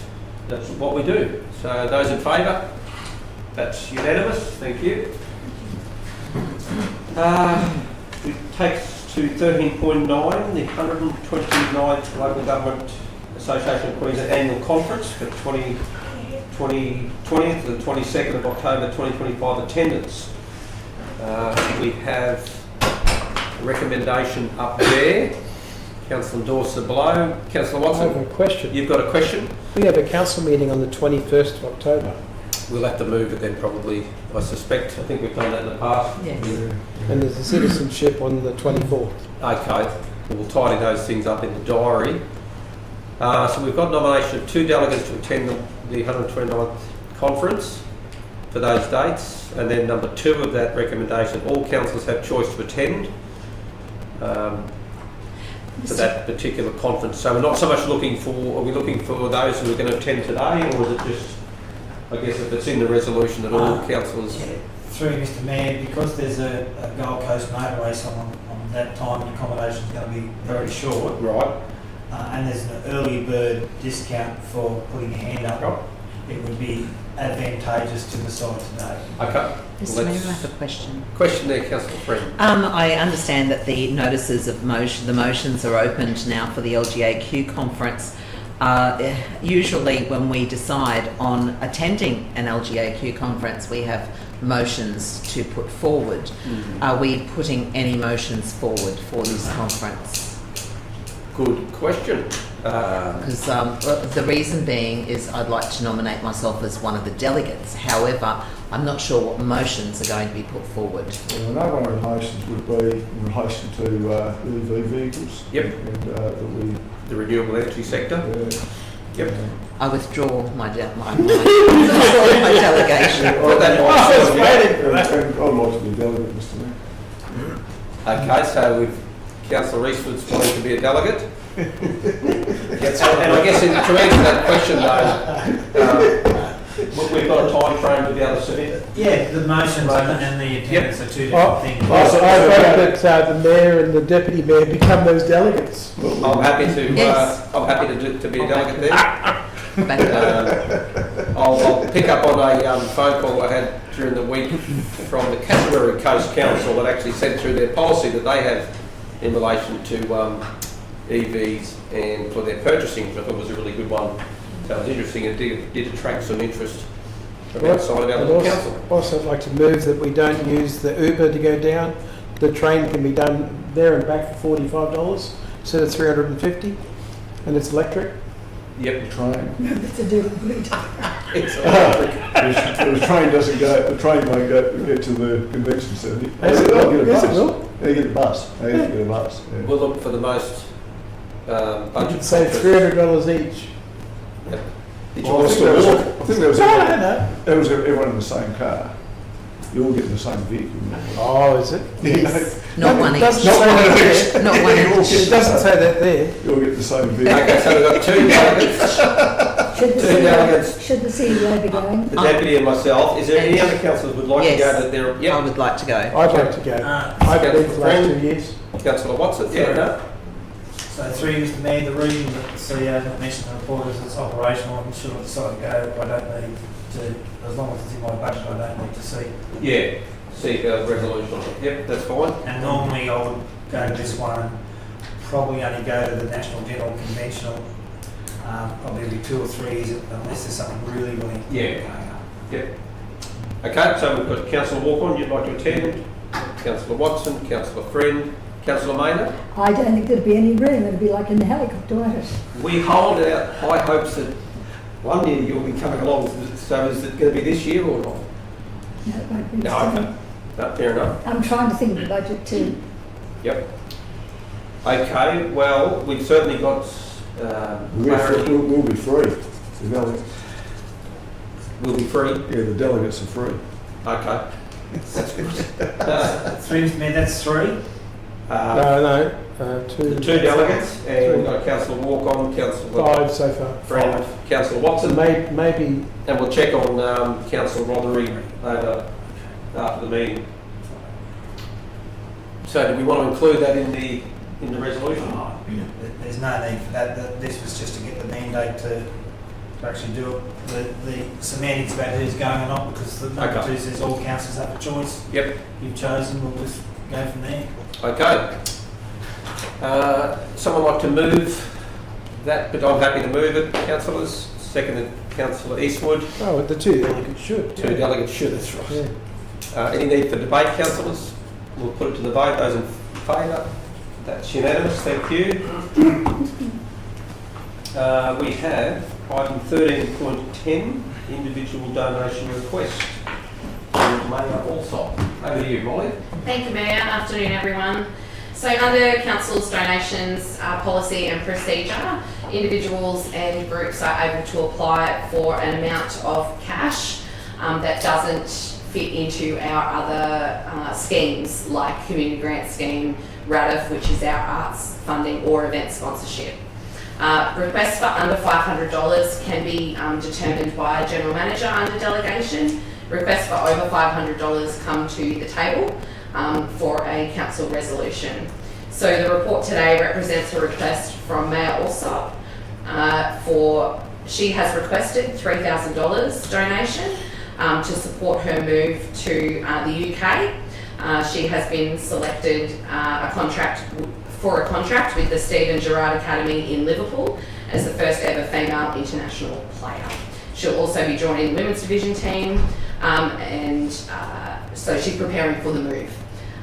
So happy to take any questions. The officer's recommendation there is for $500, and that is mostly in response to trying to maintain equity across donation requests, and also that the donation budget has already been expended for 24-25, so this resolution is already looking to take it out of next year's budget.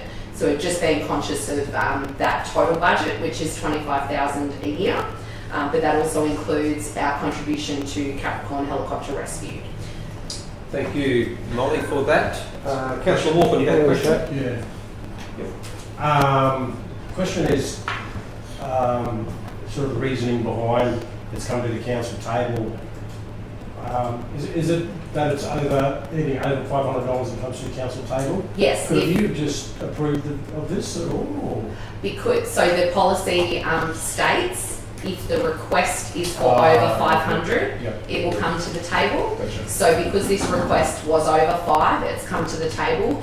But through this discussion and this report, we've realised there's some shortcomings in the policy, particularly as to when we're deciding on the amount. We don't really have a matrix of someone who represents at a regional level will get this amount, or so we're workshopping through that with our relevant staff, and that'll come back to the table for your review. Okay, cool.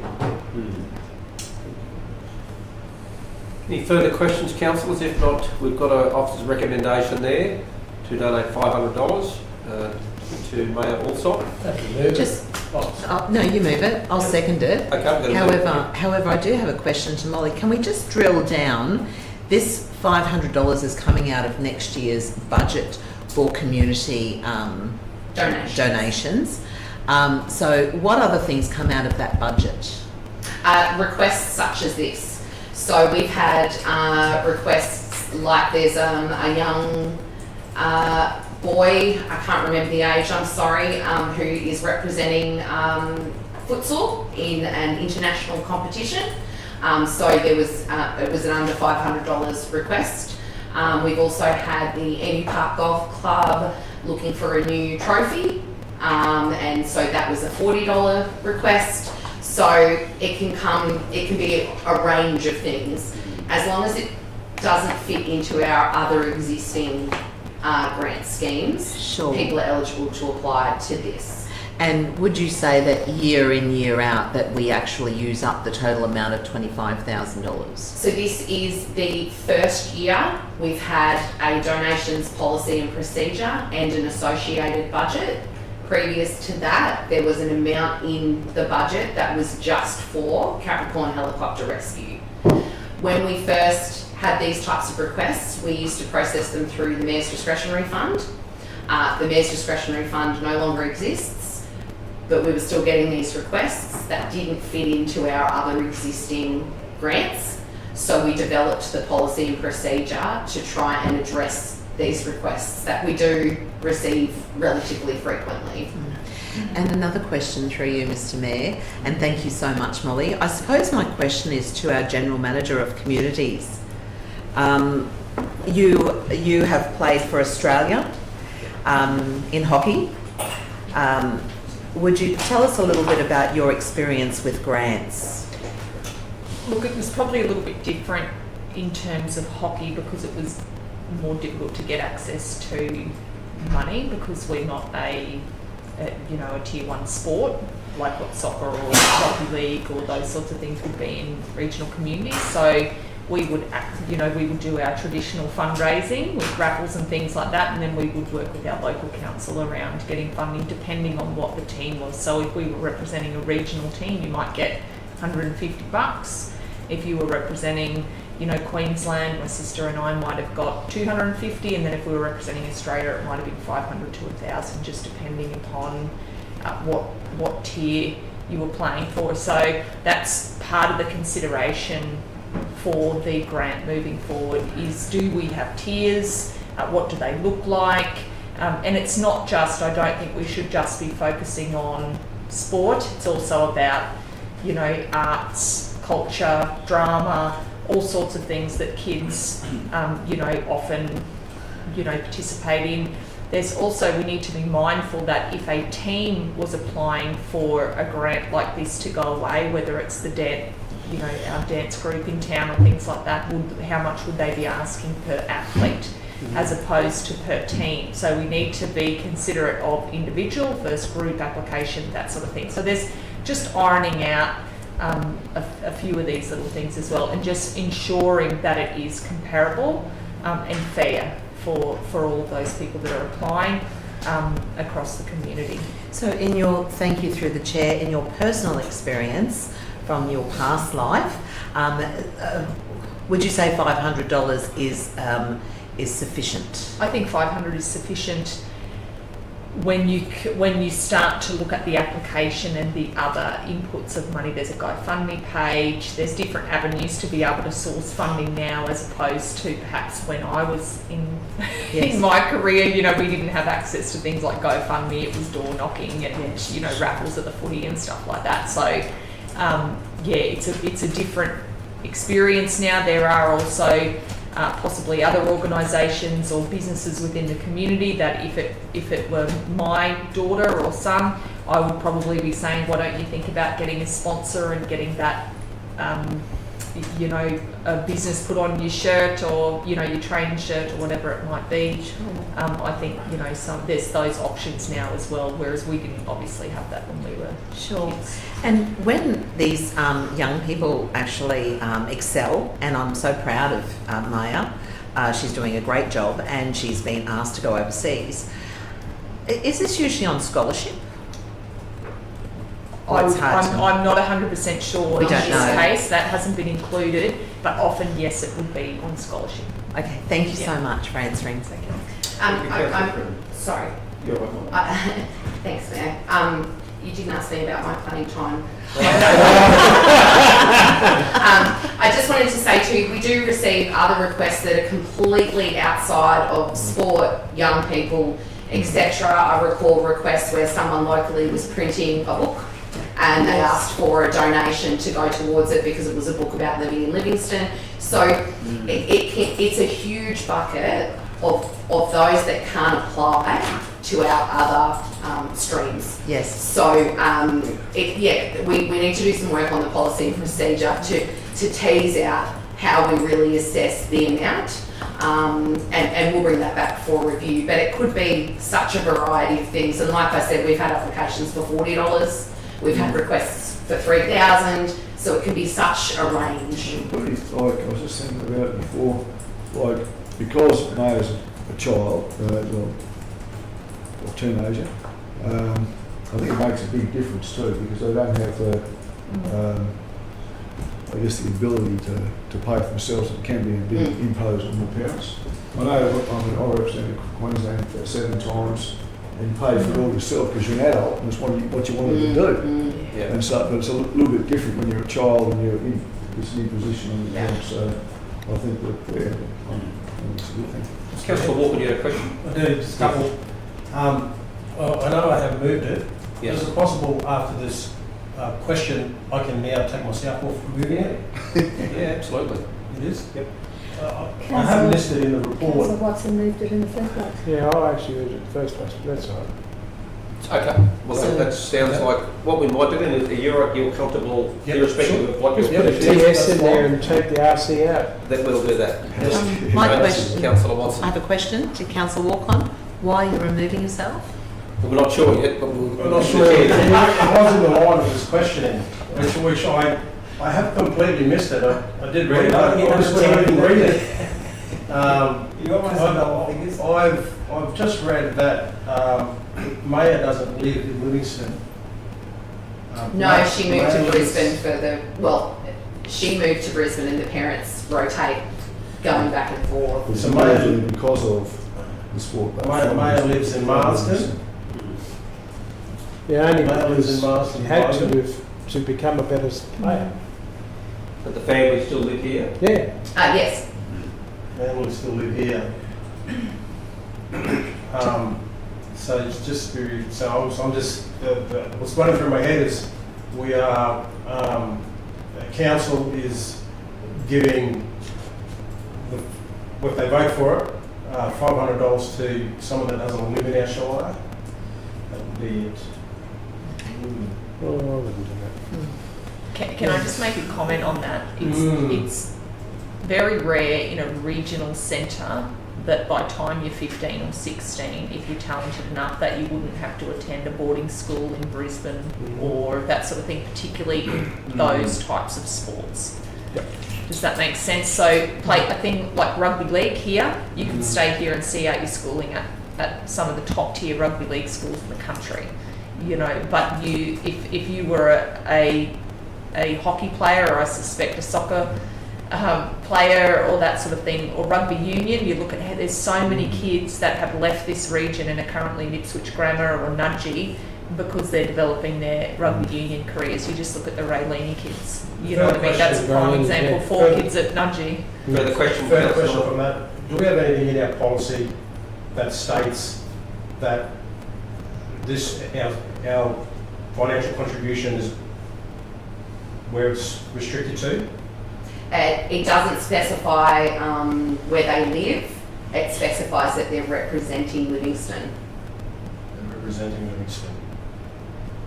And just part of it, my father resides in Yeppoon in our home, and my mother commutes between both Brisbane and Yeppoon to work at both locations. I come home every chance I can. So can we arrive at the point, you can just ask all the questions here. That's okay. So can we arrive at the point that she's representing Livingstone when she's playing for Marsden High School, the School of Excellence?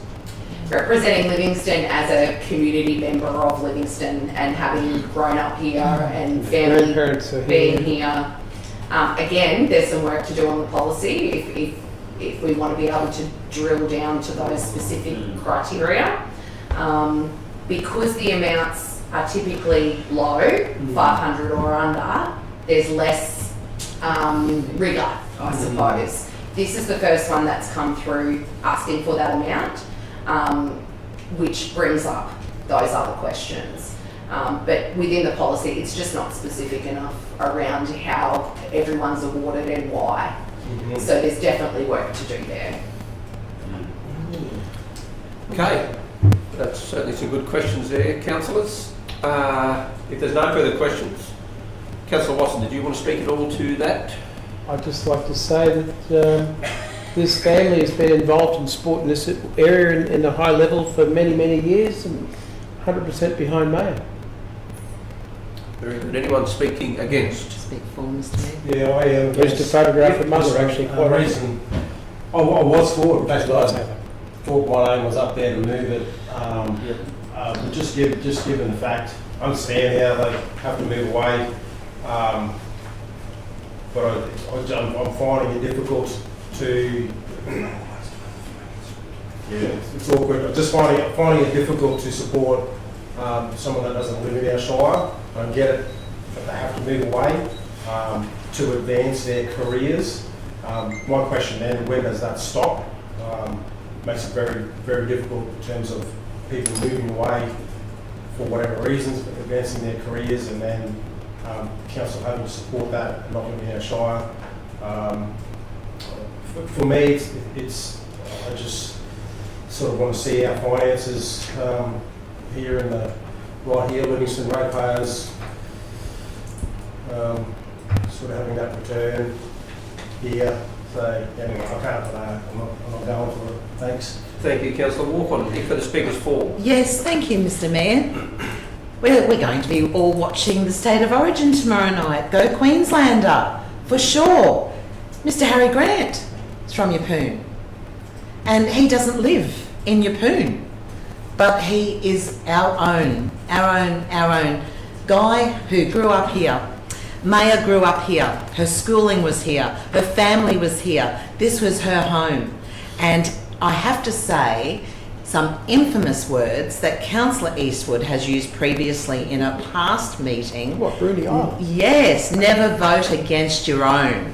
Oh. Always vote local. Always vote local. And so, Mr. Mayor, I'm all for donating the $500 to Maya. We have reduced it from $3,000 as was noted as to why our council has done that. I mean, if we were a money pot, I'd be happy to give her the full $3,000, no problem whatsoever, because she is just a dynamo in what she does.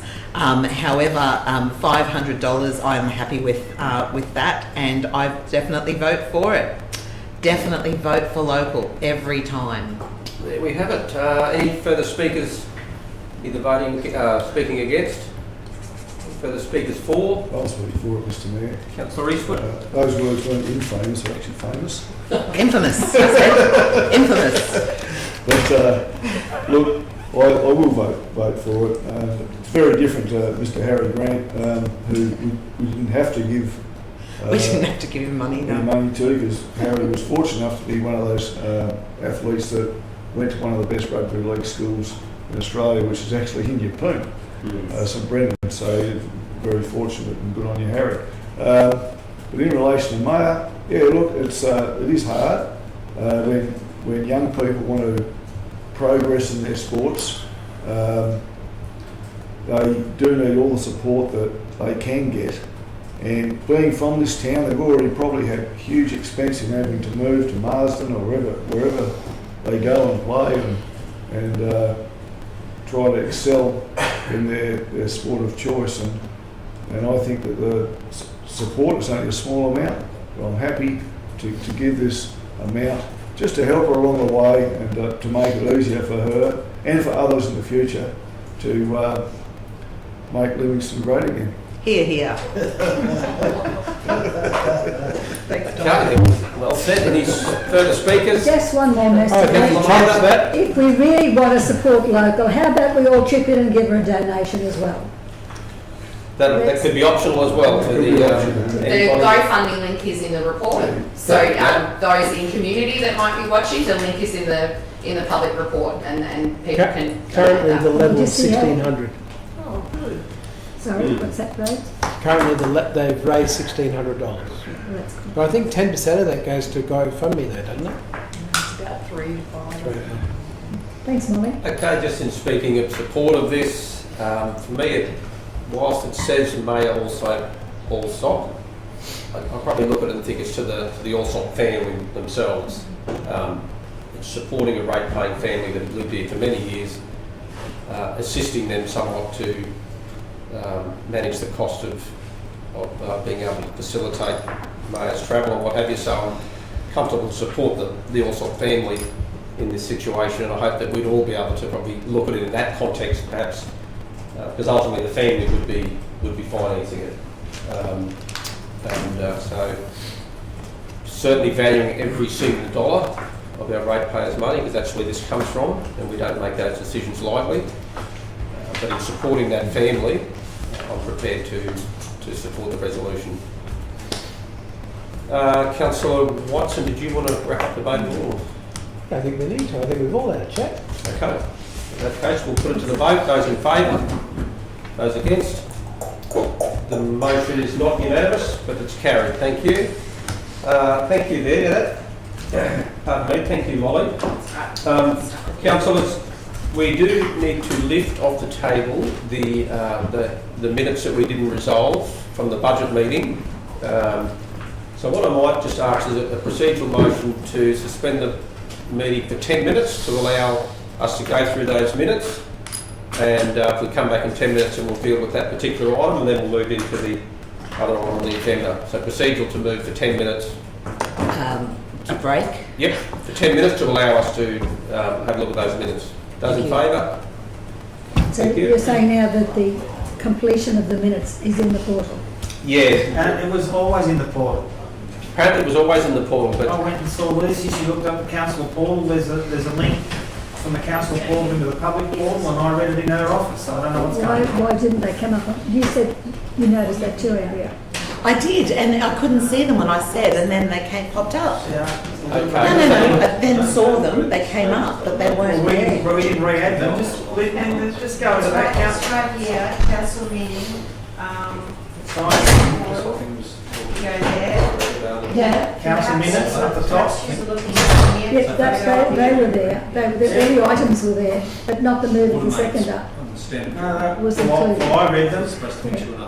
But there they are there, and if you scroll down, you'll see the movers and seconders and everything. There you go. Well, We're all there now. I got to They're the there now, pages but and I gave just, up. they weren't there when I looked it up.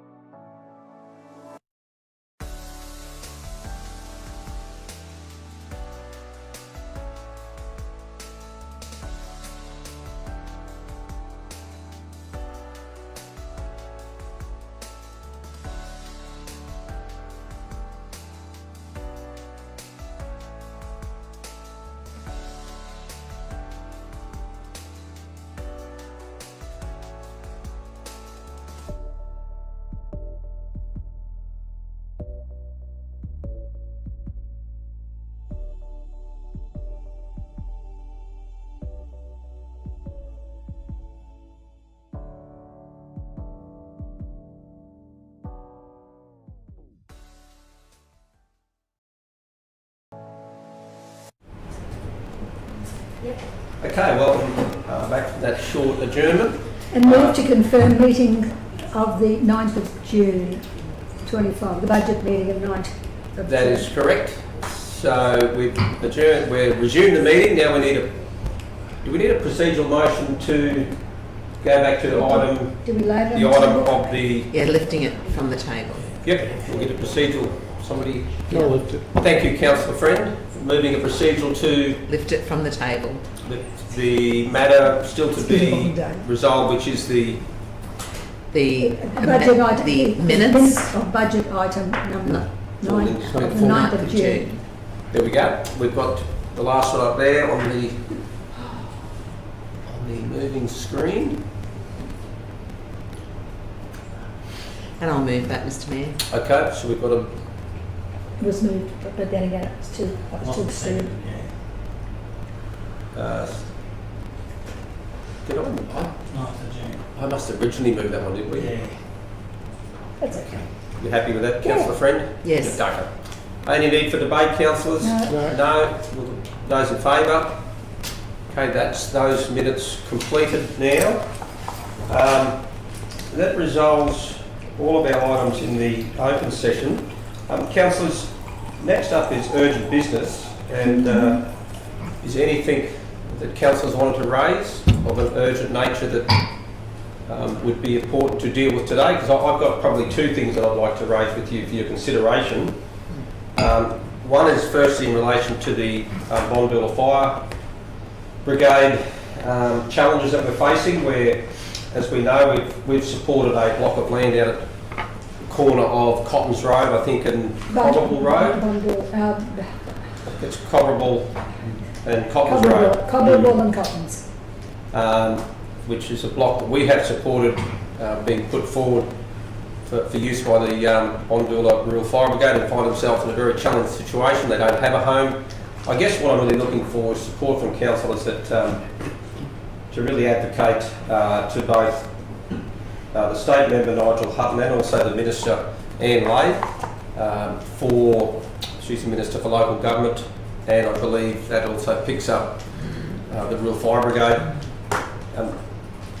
We know how important it is, councillors, for those Rural Fire Brigades to be backed, and we've always backed them 100%.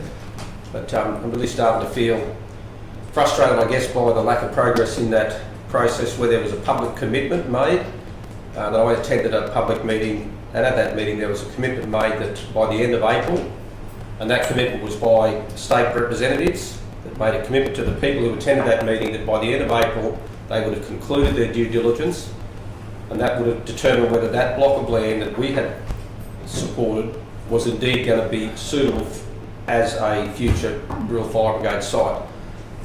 To the best of our efforts, we haven't been able to get clarification on that, and I'm feeling on behalf of that community, as I'm sure you are, that they would be starting to probably feel a little bit of disillusionment there. So probably just seeking to move a motion that... Happy to second, Mr. That, thank you, Councillor Eastwood, that council Right.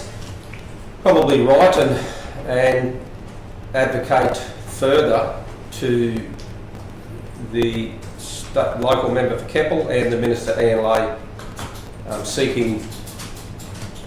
seeking clarification as to the suitability of that block of land. Is that what we're asking her to do? We want to know with certainty whether that block is suitable or not. We're seeking confirmation. Seeking confirmation or clarity, yep. Better application.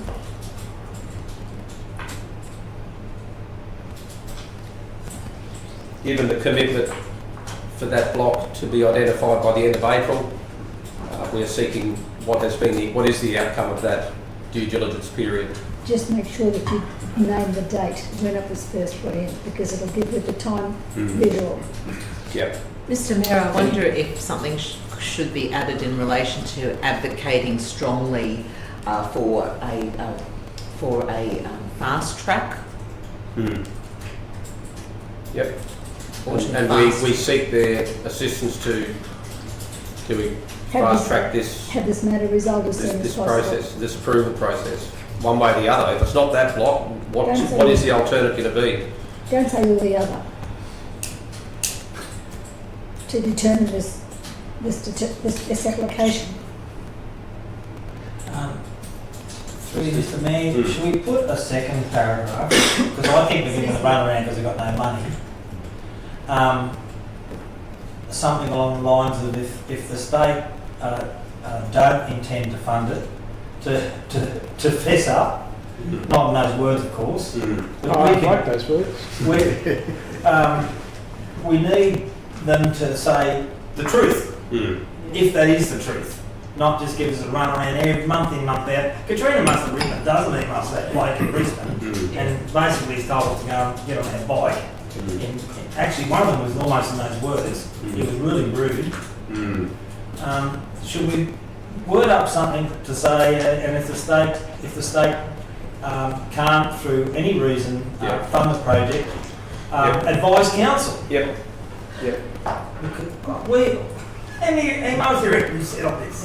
2 dozen? Yeah. Easy. Is it worth the mayor going down and seeing Anne Lane now? Knocking on the door? Well, it would be if she gave us a black or white answer, but if she waffled around on this bloke in Brisbane's been doing for like 2 dozen You emails. can say that you've been given the short stick and that you just need some determination so that Tell us the the real truth. fire brigades who are out there doing this voluntary service on our behalf. Yep, that's the thing that's nice.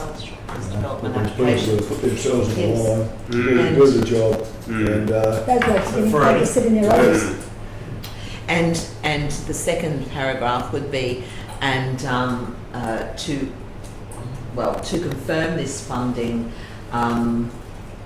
Positive, or to confirm or otherwise to confirm or otherwise this funding, funding and a due by date, yes, something along those lines. Yep. The state as soon as practically state possible. confirm or otherwise available funding Is available funding by month ending July, Give them a time frame. the end of July basically. I wouldn't say or otherwise. Just say, could you please confirm that the funding will be available? But just, Well, if it's no, we want to know that it's no. yes. Because we've spent a lot of money and basically spinning wheels for 6 months now. Actually, did it start before Christmas? You could say that our staff have been persevering. November, so it's actually longer than 6 months. It's 8 months. You could say our staff have been liaising with the department for No avail for 8 months. I think that captures a lot. I'm happy enough with the intent of that. without any further progress. Yep. we're pressed to get on with it. So does the, because we've written it as a resolution, that doesn't make the council, that doesn't make the state have, that they need to confirm something by that date. No, that's only us asking anything to tell us Seeking what. that. And they probably won't if they don't intend to fund it because it'll be embarrassing to an LNP government and an LNPC. I think the state confirm or otherwise, I think that's an ultimate. So you want just have the state confirm available Available funding? funding, yeah, okay, that's fine. Yep. Take out or otherwise, please. Yes. Just say confirm available funding, and if there's no available funding, they'll stop confirm, won't they? I wouldn't even give them the date, by the end of the month. I know it's the same thing, The end of the month is only 13 days, you can give a bit longer than that. Hurry up and write the letter, we'll get it away. Okay. I'm satisfied with that. Seeking your support. What about state confirm or deny No, available funding? that's negative, We'll look at that, that's good. We've got to keep it pushing, keep it positive. Any further contribution to the wording? Would if I had more time. I'm sure it would. So in the interest of time, it just needs something really, councillors, speaking to this, just to be able to I'm sure this will endorse the right words. me as your mayor, or the mayor to be able to, to really push in this space, because there was a public commitment made to 60 odd Rural Brigade volunteer members, and I've spoken with them recently, they haven't heard anything. Can we send a copy of this letter to And the brigade as well? yep, and therefore I believe we need to continue to be proactive in a respectful way, but in a forthright way that is not unreasonable to ask for some clarity in this space. To be able to keep those Rural Brigade volunteers, sort of involved and interested and invested in what they do, otherwise... Committed, another good word, otherwise I think they'll start to feel a little bit taken for granted, and that's not good. That's all I've got to say about it. Anyone want to speak against or further speakers for? No, it's fine. Just briefly, Mr Mayor, just to say how much we do acknowledge our volunteers, particularly our firefighters.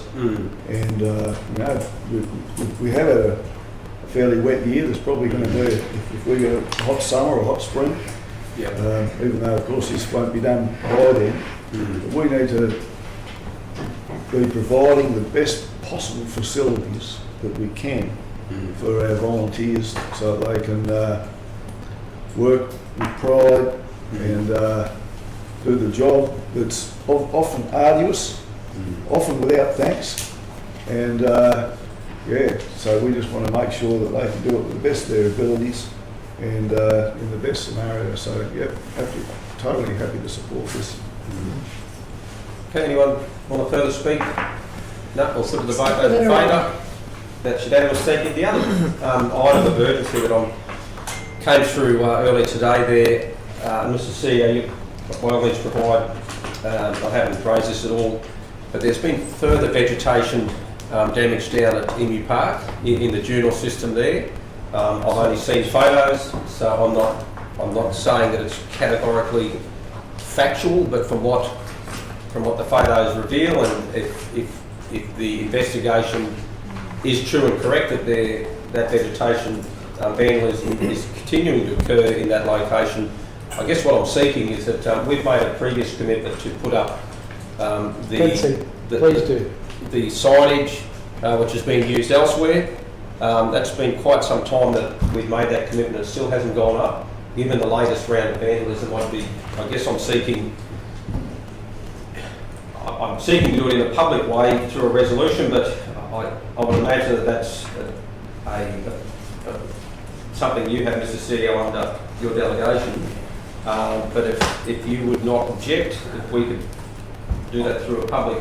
I think it would be best through a public document, so there's a record at councils. Yeah. Because I've read the letter from the gentleman that wrote to council, who's quite vehemently opposed to council's actions or inactions. So it would be good that there was a public record of it. The public record won't make any difference. We'll still put the signage up, but it's just a nice thing to have as a record. I'll second Mr.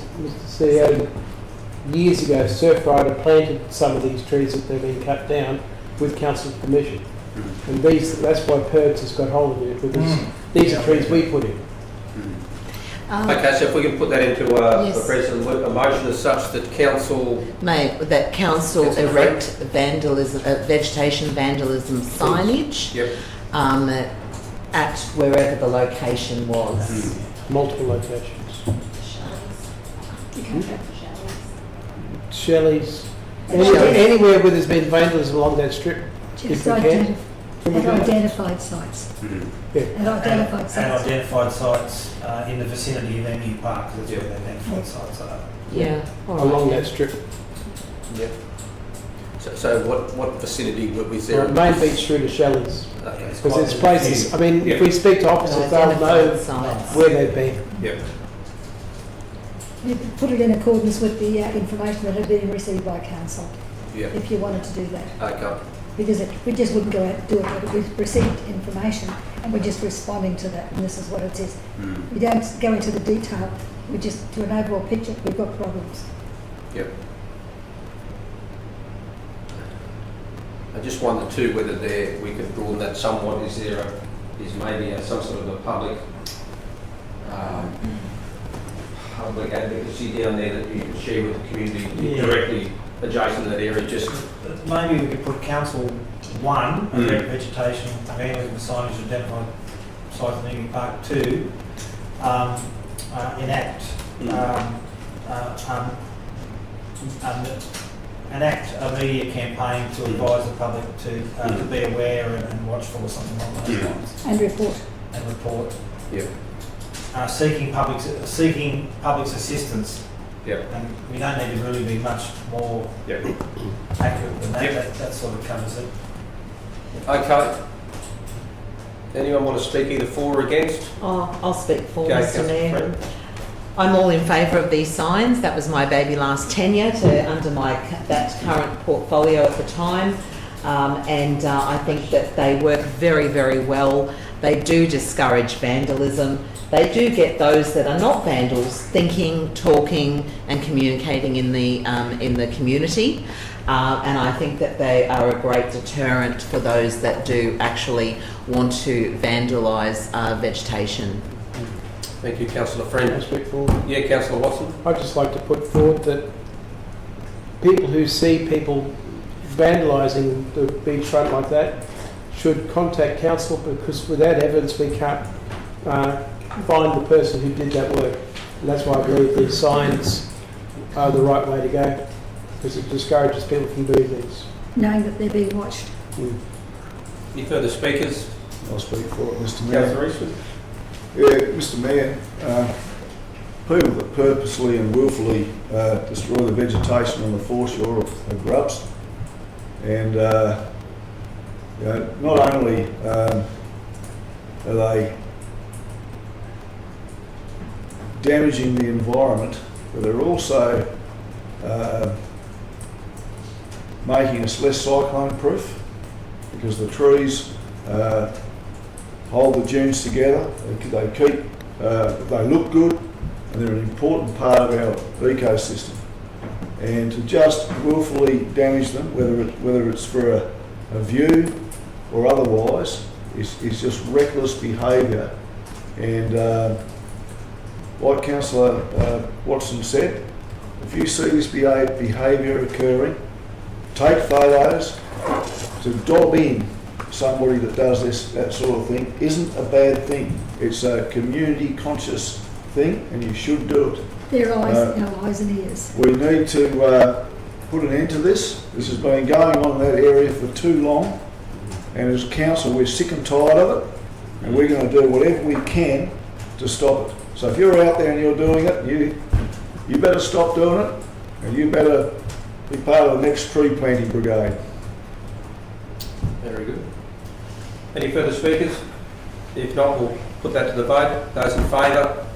That motion is carried. Thank you for that, councillors. That concludes our open session. We've got one item in the closed session, which is 16.1, native title proceedings.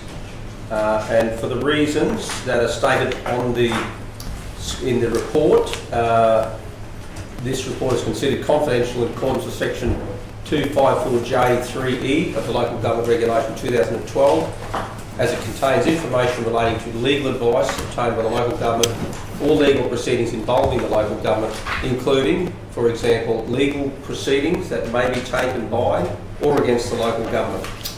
So we've got a recommendation that the meeting goes into closed session. We're going to move it for that, please. Yes. Moved Councillor Mather, seconded Councillor Walk-on. All those in favour? That motion is carried unanimously. If we can